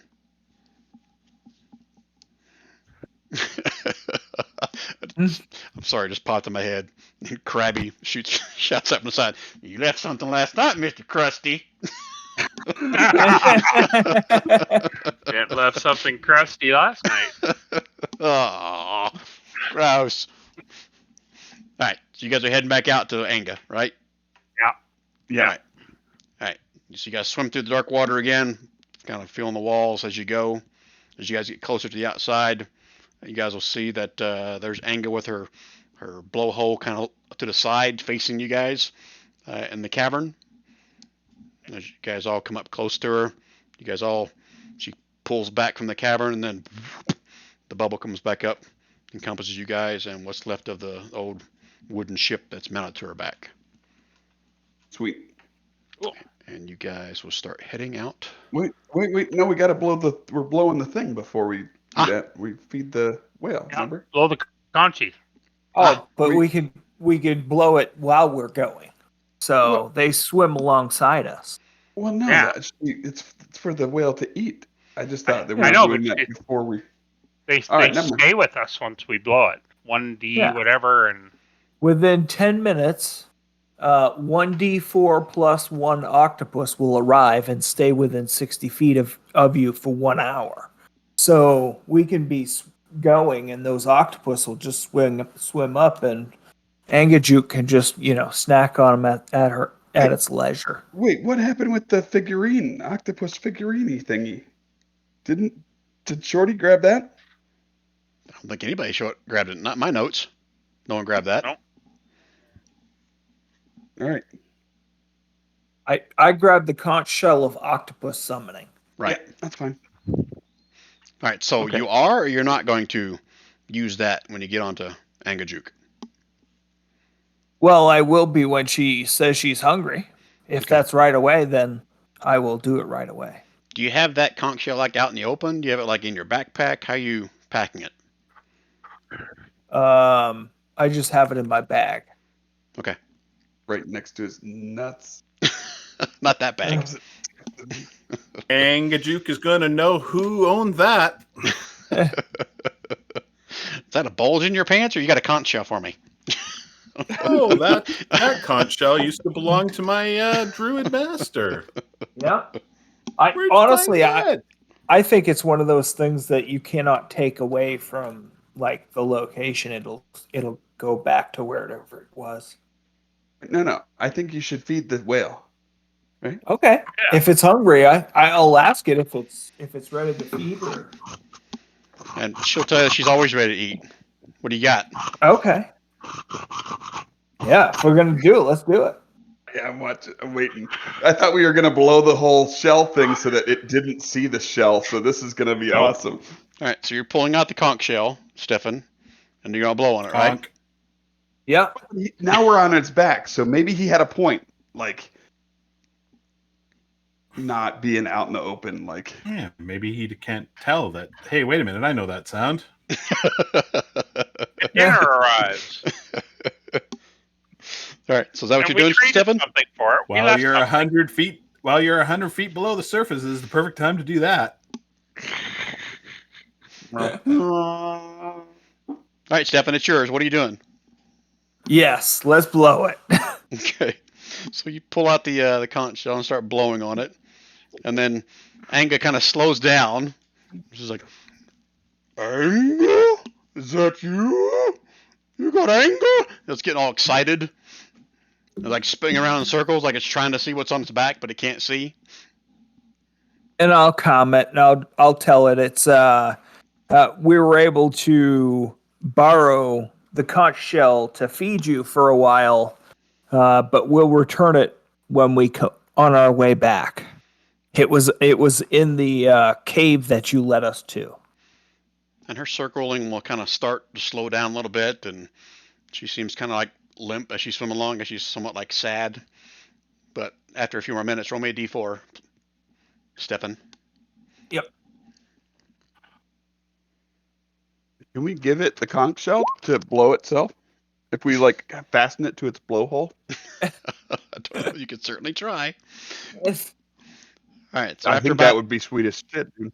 after about 10 It minutes. should be So go ahead. 4 squids. So after about 10 minutes, 4 squids come close. You can see like they're looking somewhat like freaked out. Like, why am I coming so close to this whale? Like they start going away, then they come back. They start going away and they come back, and then you can't see Anga's eyes, but they get big, and she like darts after all 4 of them and gobbles them up within the next 10 minutes or so. And she seems to have forgotten all about her being depressed for a second there about Anga. Yeah.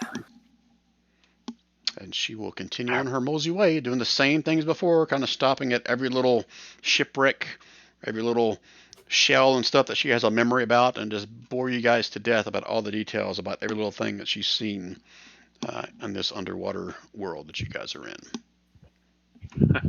Whales are actually very good casters. Are you saying that? Or are you just like telling me, the DM, that? just a statement, or Is nobody like the Magicians, the series, the books? Oh, No. I haven't read Okay. them. I haven't read the book. Sorry. Yeah. In that series, the wizards are actually very.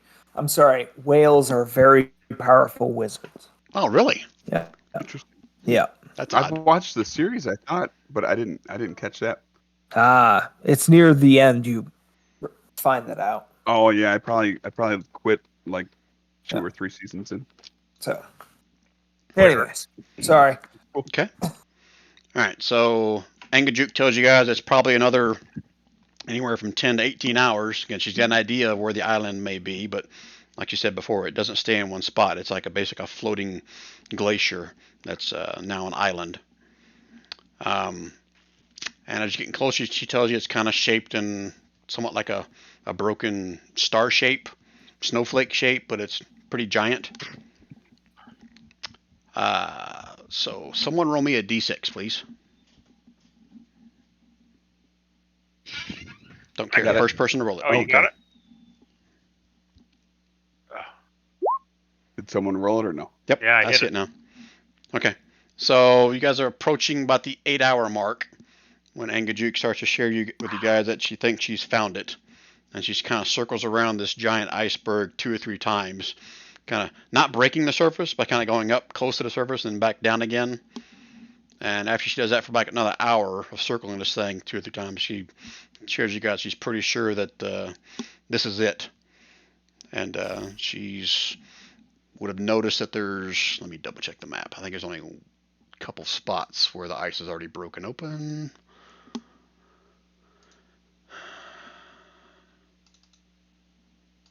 One second while I check the map.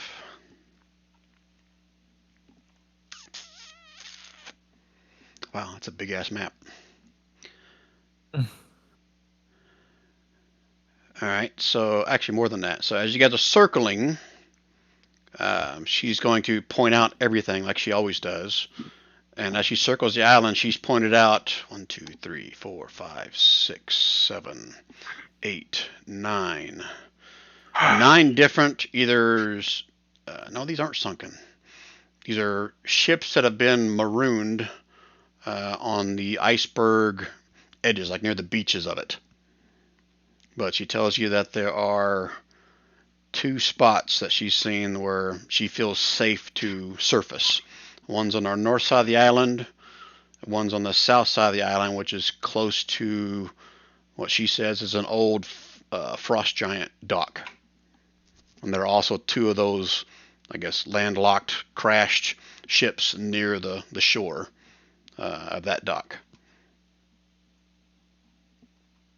Okay. So she'll ask you I guys say which of south. those two you want to try to take. My vote's for south. Why is that?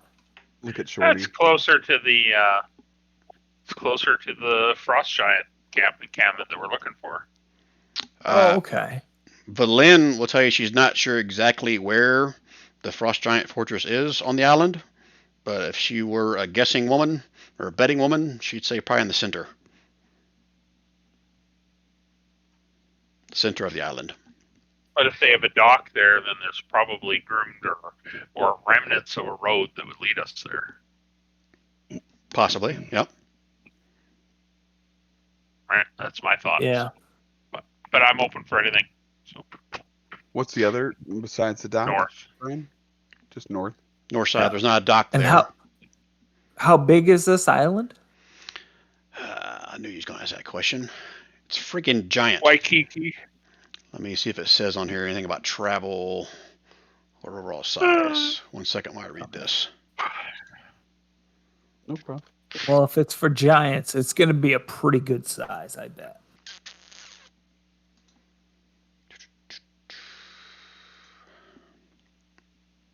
Is the official dock the place that you want to get off? Isn't that where things hang out?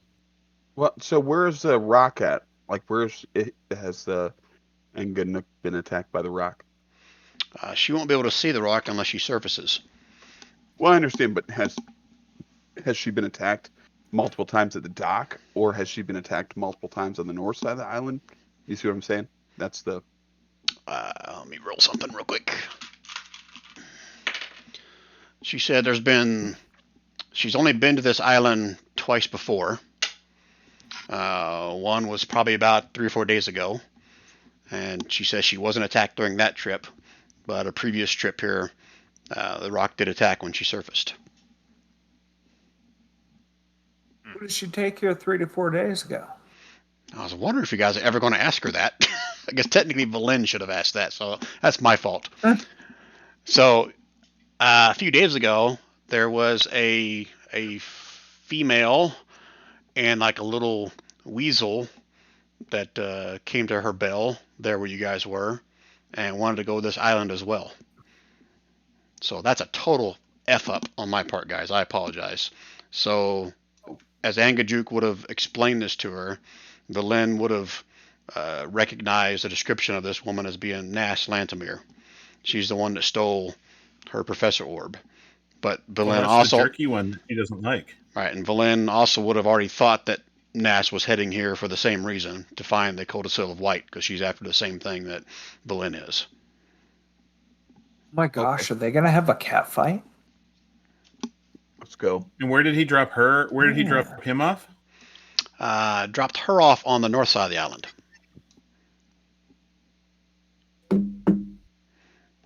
And Nass is the one that has her orb, right? Correct. Yeah. So I think we need to be dropped off on the north side if this island is as gargantuan as Brian is saying it is. Yeah, I was trying to read when you guys asked me. I just remember that, so I apologize, guys. I should have started off with that. I'm good with either one. Well, let me I try. got Yeah, no preference. But if you're looking for the person that came here first and they dropped off at the north, and perhaps we should too. Oh, holy shit, this map is to scale. So from east to west, 6,600 feet across. From north to south, It's a needle in the haystack if we go on the south entrance looking for the person that got off on the north. Pretty small, actually. north to south is even bigger. I have to zoom out to do my measurement, but it's bigger than that. North to south.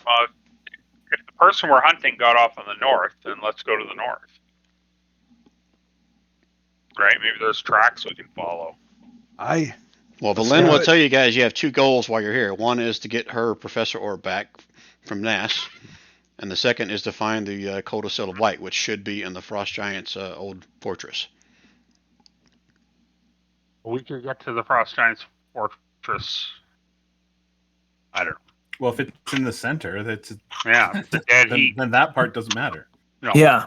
And that's the easy part. The hard part will be figuring out where woman has gone if we don't catch up to her as soon as we can. Okay. The longer we wait to find her, the harder it's going to be. So let's go north. Yeah, let's go to the north. All right. So No. she's gonna drop you off the north side. I don't know if I can show this map Are we yet. supposed to be seeing something or okay, no, never mind. No, just check. I got to figure out this map. How much of this stuff is hidden? How much of this stuff is already open before I move you guys to it, or if I'm even supposed to. I got to read. Yeah, I think it's supposed to be Theater of the Mind. It gives away too much if I show the map. All right. Reassure Angajuk that we will defend her from the rock. Yep. The Rock's a nice guy. It's the rock, but this rock. Okay. And what I said before, it says about 12 hours. I don't know if I said it or not. So about 12 hours to get here. So you guys would have left roughly 6, 8 o'clock in the morning. So it's roughly 8 or 9 o'clock at night at this point when you guys arrive. You guys cool with that? You guys wanting her to? Okay. All right. So she's gonna surface north of the island. Yeah, it's gonna be Theater of the Mind. This map shows too much, I think. She breaks the surface just like it's a little bit bigger spot than where she picked you guys up from. And as you break the surface, you guys can see to the south. It's almost like a mountain in front of you. You can see there are what do you call them? Like fingers of the mountains that kind of sprawl out in a star pattern out into the sea of moving ice around you. And there is a thick mist everywhere. You can't see any more than probably 30 feet past the shoreline of this island, and the mist rises up hundreds of feet. So your vision is basically blocked other than these little tendrils of mountains that are shooting out beside you. Does that make sense? Mm-hmm. Okay. So if you guys are going to hop off the ice, now's the time to do it. I'm going to immediately get on my flying keg and stay just ground level, but off of the surface. Okay. And she'll bring you up to a spot where it's almost like right next to another small broken piece of a glacier. So it's pretty solid ice right there. Once you get up there, I'm not going to make you do a check. Below the conch. Yeah, the module asks me to do a check to see if you can get up on there, but I'm not going to do that. You guys are good. Sweet. Well, you said you're you're how we bring her back. Was that a question for me? I'm sorry. Blow the conch. We should blow the conch so she gets food right now as a thank you, and then we should ask her how we get her back to take us home. Yeah, good idea. Because there's no more bells left, right? The conch is only good for once per day, so. Okay. Okay, so. Well, regardless, we should thank her and then ask Angajuk how we get her back to go home. She'll say she can either come back after a specified time. She can do that for as long as she can find something to eat.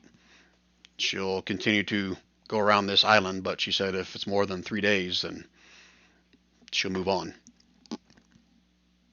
Okay. All right. So just check back at the same time for 3 days.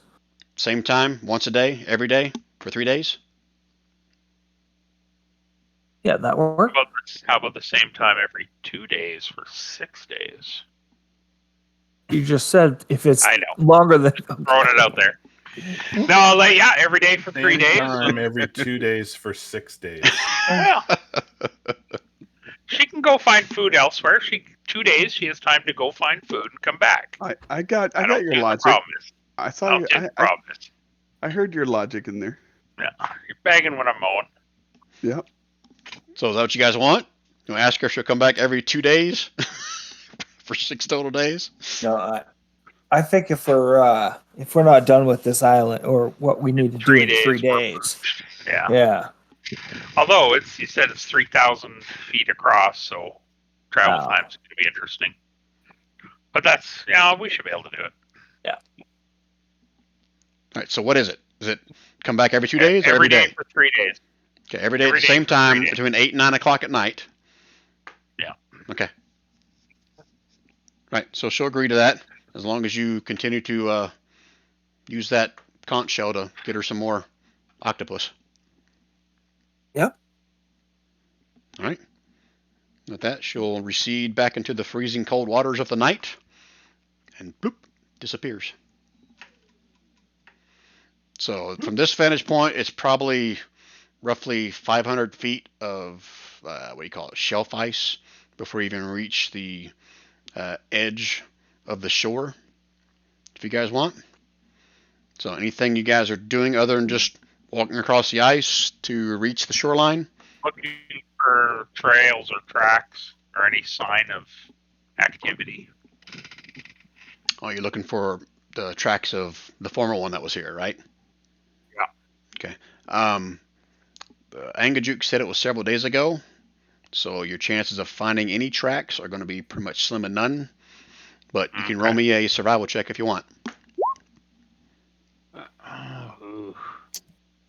Either one. You guys are already rolling it now.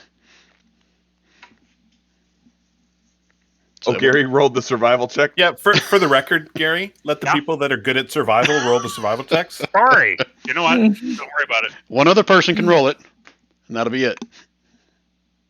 I'm thinking the ranger probably has it. Well, I got a +6, but you know I'm going to roll a 3. Oh, damn. Oh, Look at that shit. Winerton with the crit survival. I was going to make it a 25 since it's been like 3 or 4 days, you son of a bitch. All right, so crossing back and forth across the ice shelf, you can come across some very faint, really old, like some indentations where someone was walking. And this is pretty much the same spot that Angajuk dropped off Nass before a few days earlier. So you can see you can see the direction. You can follow them if you want, Shorty. Okay, so I'm going to let everybody know that. And do we want to follow them? Dang right. Let's go. We got a day to make up. Let's do it. Okay. All right, 1 second while I pull up something else. You guys have made it farther than I was anticipating, but that's okay. Just got to pull up my other shit to read. Were we supposed to have a TPK by now? No, I was totally not expecting you guys to just totally disregard that giant room of all the gold. It was the crab that you were playing that told us not to. That made I know, me I did that good, disregard it. didn't I? You guys never listen to did. me. First time for But everything. you've never been a crab before. Every time you play a crab that warns us of stuff, we listen. Yeah. You can't ignore the crab. Oh, here's some good read out loud text. As you follow the tracks, get closer to the actual island itself. The fog through which you've been traveling thins enough for you to see 50-foot high cliffs of solid ice ahead. Jutting out of the water off the coast are the bare, weather-beaten mast of sunken ships off to your east a little bit by about 500 feet. My dog is over here crying at me. Ahead, you can make out what appears to be a partially nope, that's from the south side. Can't read that. You guys don't see the dock.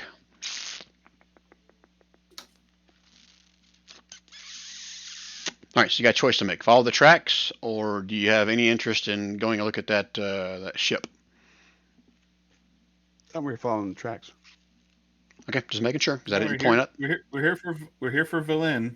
Okay. She wants to get that orb, so we're following the tracks. Okay. Everyone's still wearing their winter clothes. You're all dry. Don't have to worry about that. What letter?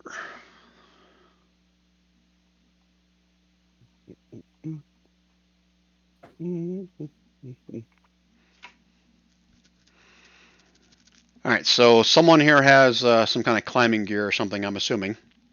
Yes.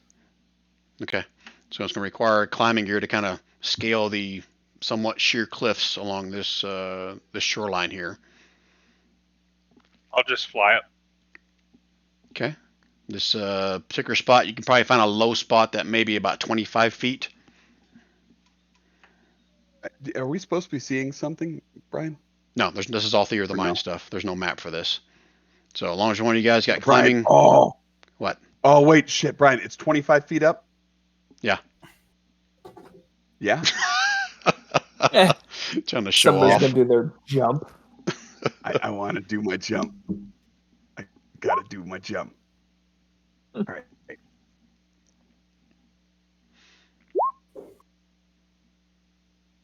Gotta do my jump. Boo. Oh!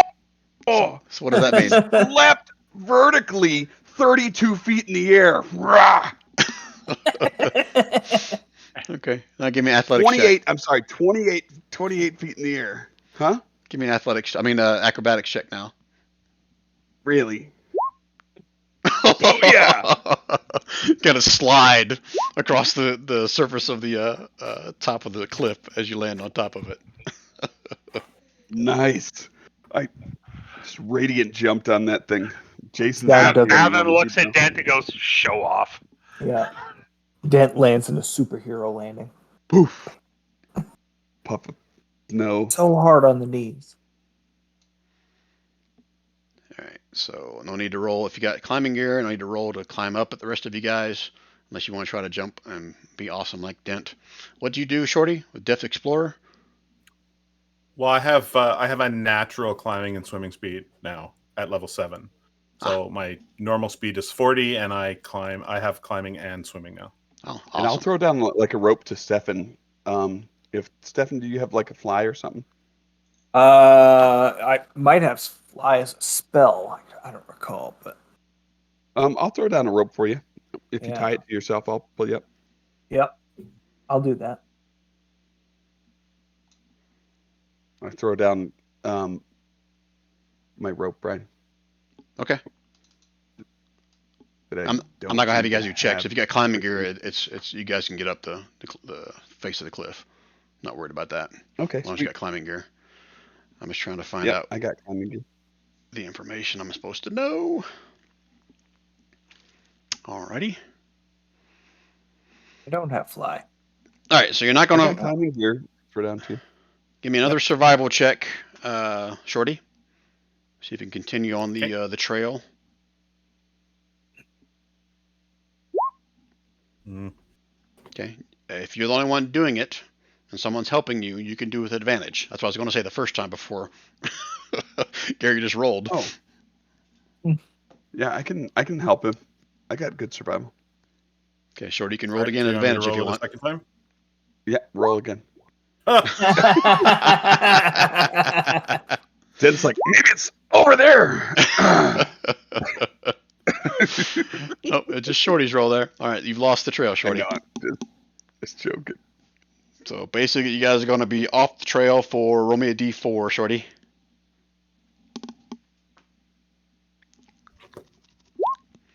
Okay, for 4 more hours before you can roll me another survival check with advantage, Shorty. So it is now approaching midnight.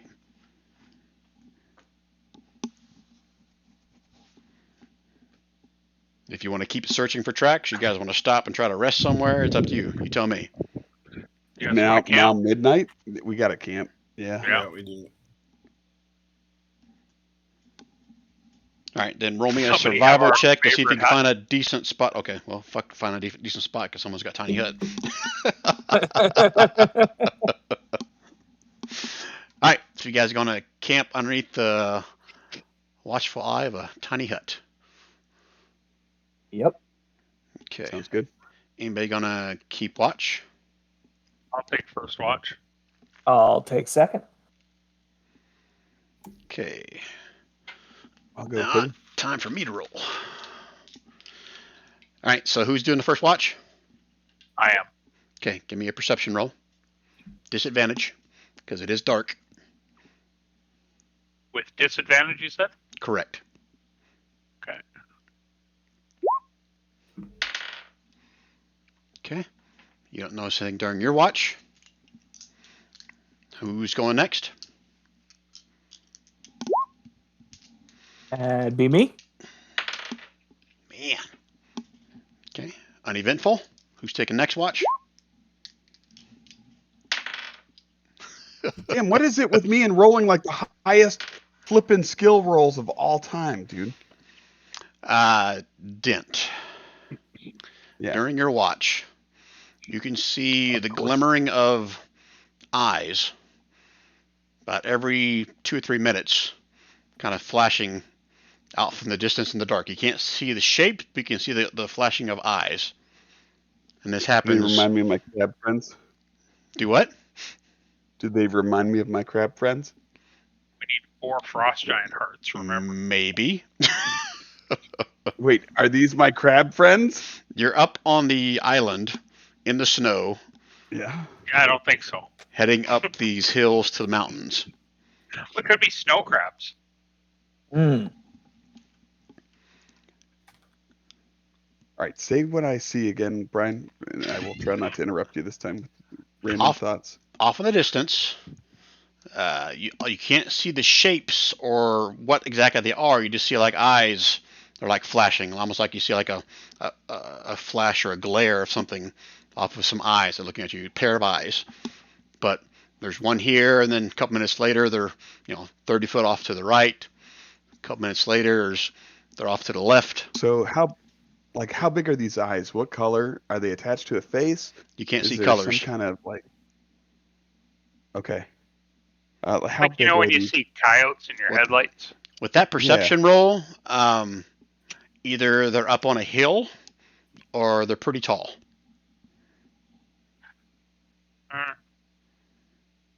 Does it? But they're looking right at us. You can't tell what they're looking at. You just see the eyes kind of flash.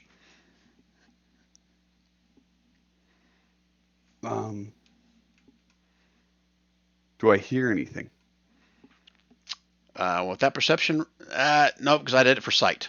They're beyond. They're pretty far. Based on what you see, If I strain to listen right now, do I hear anything? you can give me another perception roll. Now that you've seen them with There you go. advantage. Yeah, you can hear the crunching of feet. Like heavy crunching? Like they're close. Like I've been hearing frost giant until I get to the frost giant island, and I'm like looking for frost giants, or do I feel like I'm being misled? I can't answer that for you if you feel like you're What? being misled. You hear large footsteps crunching in the snow. All right. Damn it. I'm eating the heart this time. Yeah. I really want everybody to get a long rest. You know what I mean? Yep. So I'm gonna just kind of keep a watch, a little bit more careful watch. Maybe like flick some snow at the wall to try to hide our peoples better. Well, we should be pretty well camouflaged. No, I mean, we're we not. can- No, we did nothing to camouflage us.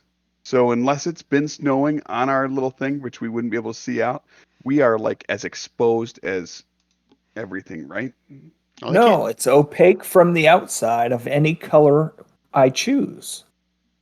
So, yeah. So we just make it the same kind of color as everything else, and we shouldn't even be seen unless they're finding us, unless they have other senses that they're. So they just see Using- like a white bubble, is what you're saying. Well, Like a snowy looking Lump bubble. of snow. If we were down in a little depression, they wouldn't even see the bubble. It would just be a. Well, this is You meta know, it knowledge would for just you be- guys. You shouldn't be having this conversation. But Dent, with that perception roll, Oh yeah. you saw the eyes that are back downstream from where you were coming from. Meta knowledge, they found your tracks. Oh. Okay. Yeah, that makes sense. I saw you guys were struggling Well, with we that, should- so I was like, okay, I'm just going to tell them. All right. Dent's just gonna be quiet this whole watch and see what happens. For right now, Okay. I'm gonna sit still, keep my low profile. Just so we're clear, you're in the and tiny then hut, right? so- Not walking around. You're in the tiny hut. Oh hell yeah, I'm in that tiny hut. Okay, that's what I thought. All right, give me another perception roll.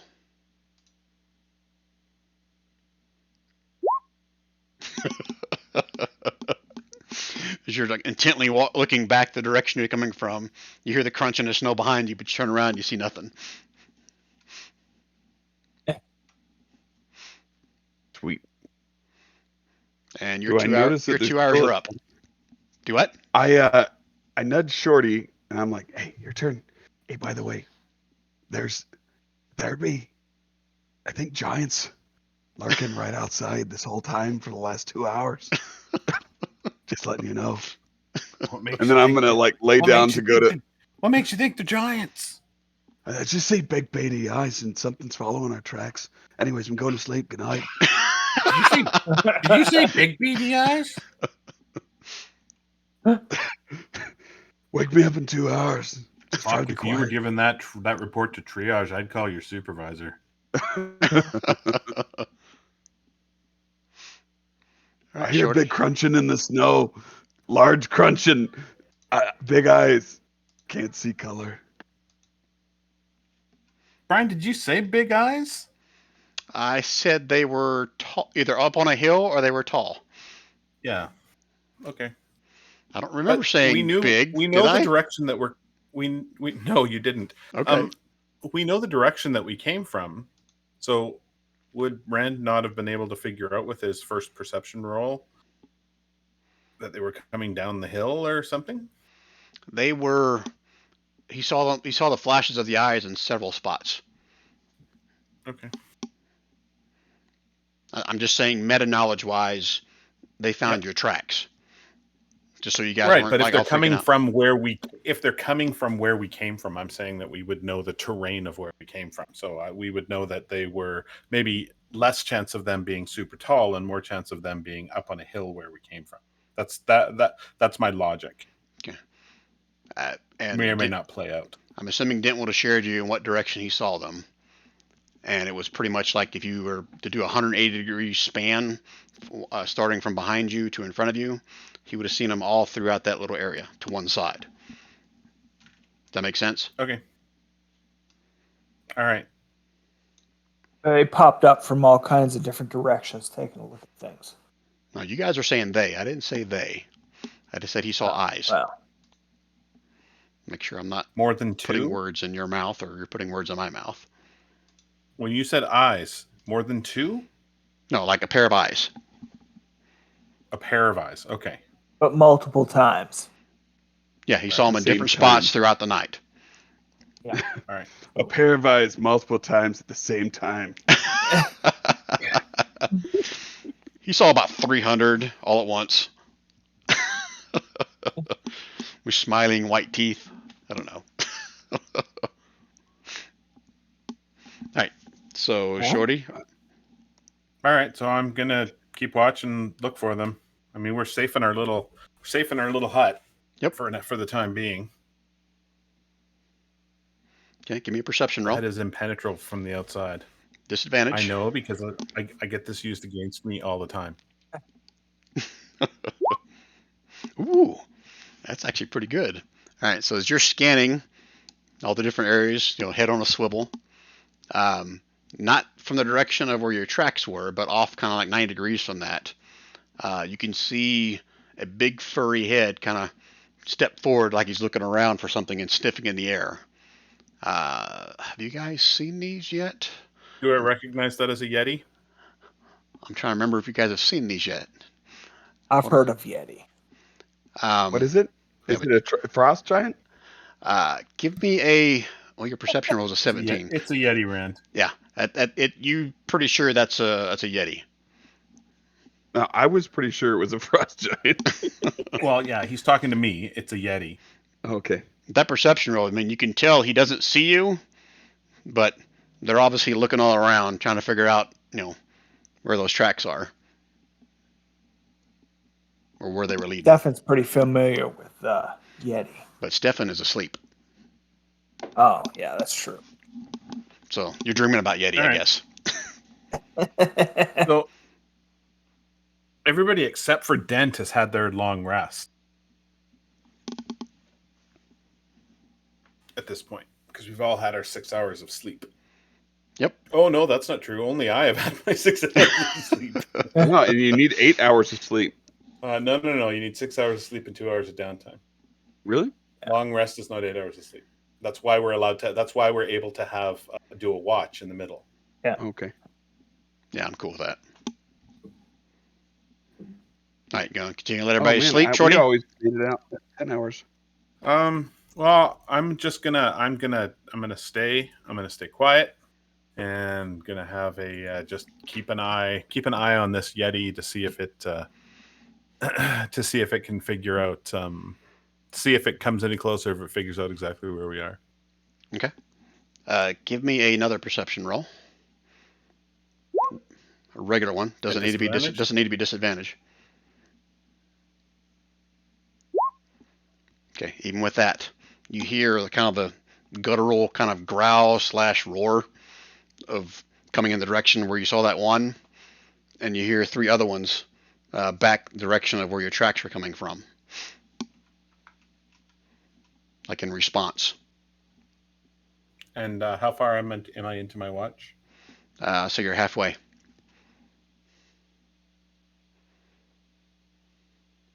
All right.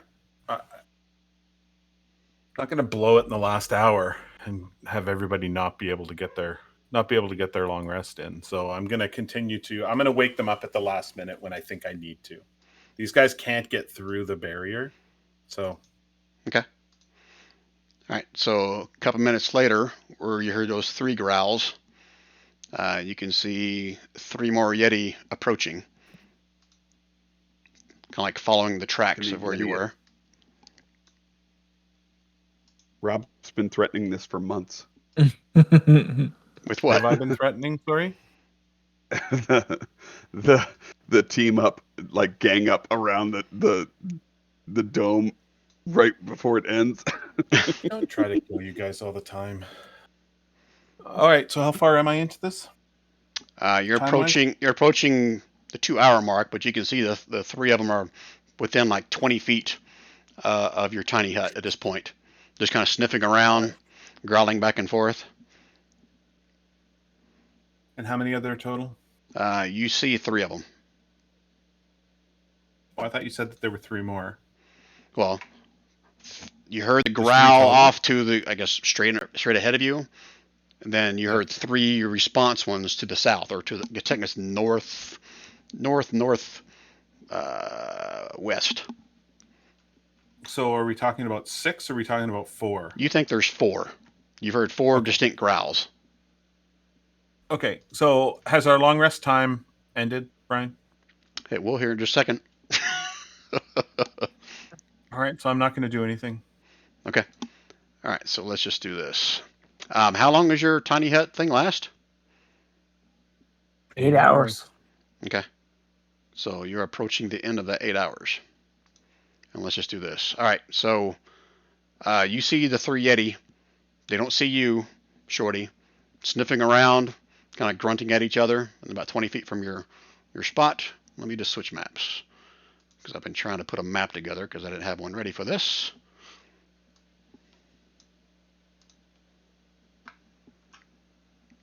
All right, so let me do a shift click. I don't know how big this map is for you guys.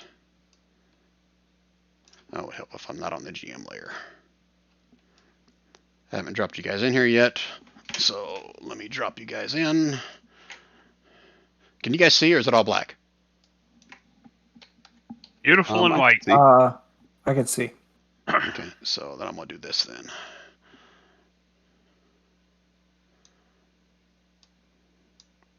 That is your dome, roughly. That's just a marker right now. I said they're roughly 20 feet away, so right about there. And then I'll drop these guys on the token map. Just so... I don't like how there's a bunch of dragons out here, Brian. No, this is another map I had for the dragons. Don't worry about them. They're not there. I was scrambling They're to just come up with a walking. map for a random encounter. What the hell? Come on. Token layer. Like, what if the dragons had babies? The black and the white dragon are making great babies. So how big is the tiny hut? I'll try to make this circle that roughly that size. It's 10 feet. 10. 10 radius. It's 20 feet Yep, diameter. that's right. So that's 5, 10, 15. Yeah. That's 20-foot Yeah. diameter right there. All right, Yep, I'm gonna change that to the map layer so it's not in the way. And Can we sneak our dudes in there? you can drop your guys in there if they'll fit. Yeah. And where I got those through is basically the direction where your tracks are coming from. And Shorty, just for perspective, the initial growl you heard was over in this direction. Now I don't have this set up at dark, so through your mind a little bit about how far you can see. It's 60 feet, so you don't see anything over here. You guys obviously see the 380 over here, kind of sniffing around and grunting and growling at each other. Can I cast through the hut? I don't know. You gotta tell me. No, you can't. I don't think so. I can shoot arrows through the hut,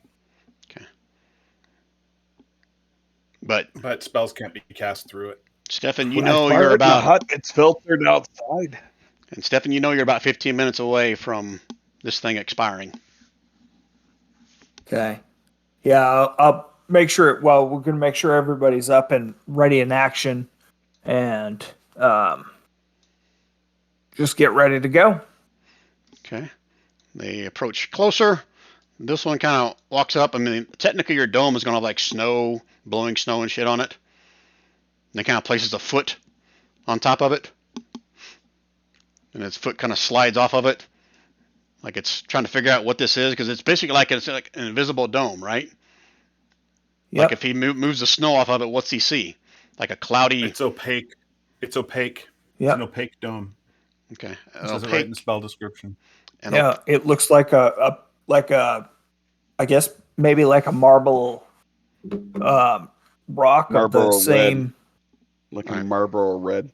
No, like the same color as the snow. It would almost be like I guess it'd be like force. So it would, I guess, but maybe look like marble. But opaque to me seems. I could have the description wrong. I could maybe misunderstand, but I thought you can actually see through kind of opaque.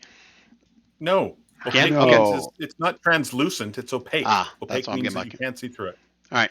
So this Yeti's Yeah. standing here and kind of wiping his hand back They're and like- forth across this dome. They're like Yeti peeping Toms at like a bathroom window that has obscured glass. Yeah, they're obviously confused. They're trying to figure out what the hell this is. And then you guys will also see another one approach from, I guess pretty much I'll say the west. Let me put him on the token. What an abominable Yeti! Hooper Yeti. How much time do we have, Brian? It's got about 15 minutes before your dome drops. So do you guys just want me to pepper these things with arrows for the next 15 minutes? Yeah. Honestly, because what else? Yeah, why not?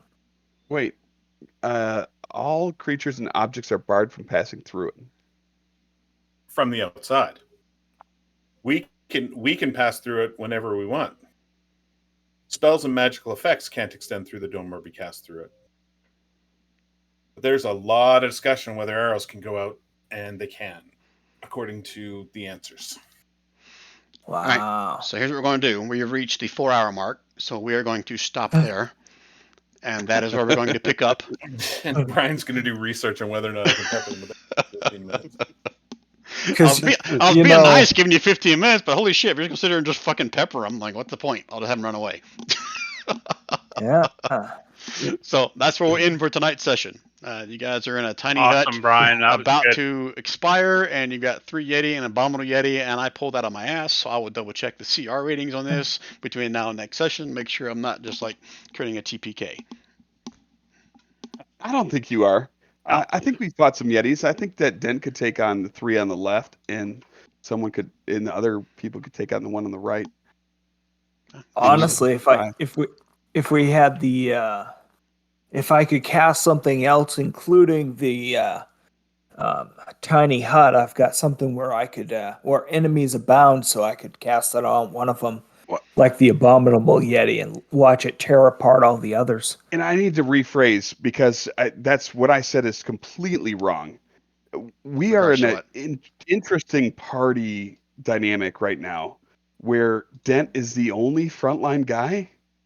right? And at least he's a barbarian, so he can soak up double the damage typically. But I mean, we have to be very specific about like focusing on this killing one at a time and like being methodical in our way in which we're taking out enemies, I think, in order to be most effective. I feel like we did a pretty good job last combat. I think in this one, I think we could do even better, as far as just taking out one at a time. Now, I don't know, do you go for the boss one or do you go for the minions first? What do you guys I'll go think? for the boss. Oh. Who's the boss? Yeah. Yep. The abominable one. Yeah, I think you typically would go for the boss, right? Yeah. I mean, Yeah. this is all meta. Unless there was extenuating circumstances like, I'm a bard and I don't have anything that I can use to hit the big baddie, but Okay, fuck off with the dragon. I don't know. What'd you say Cast to your me? spell again. Cast your spell again, Don. Cast your spell again.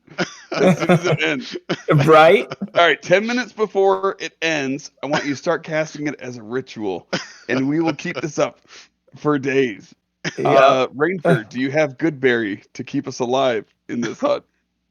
I don't. We will. I didn't take Goodberry. What? Wow. What do you mean? What? One of Guys. you is going to be the sandwich meat. I gotta roll. I gotta get to sleep. Yeah, I gotta go Talk to you too. later, guys. Yeah. See you guys. Thanks, Thanks, Brian. guys. It was awesome. Thank you, guys. Yeah, Yeah. Brian, had fun, man.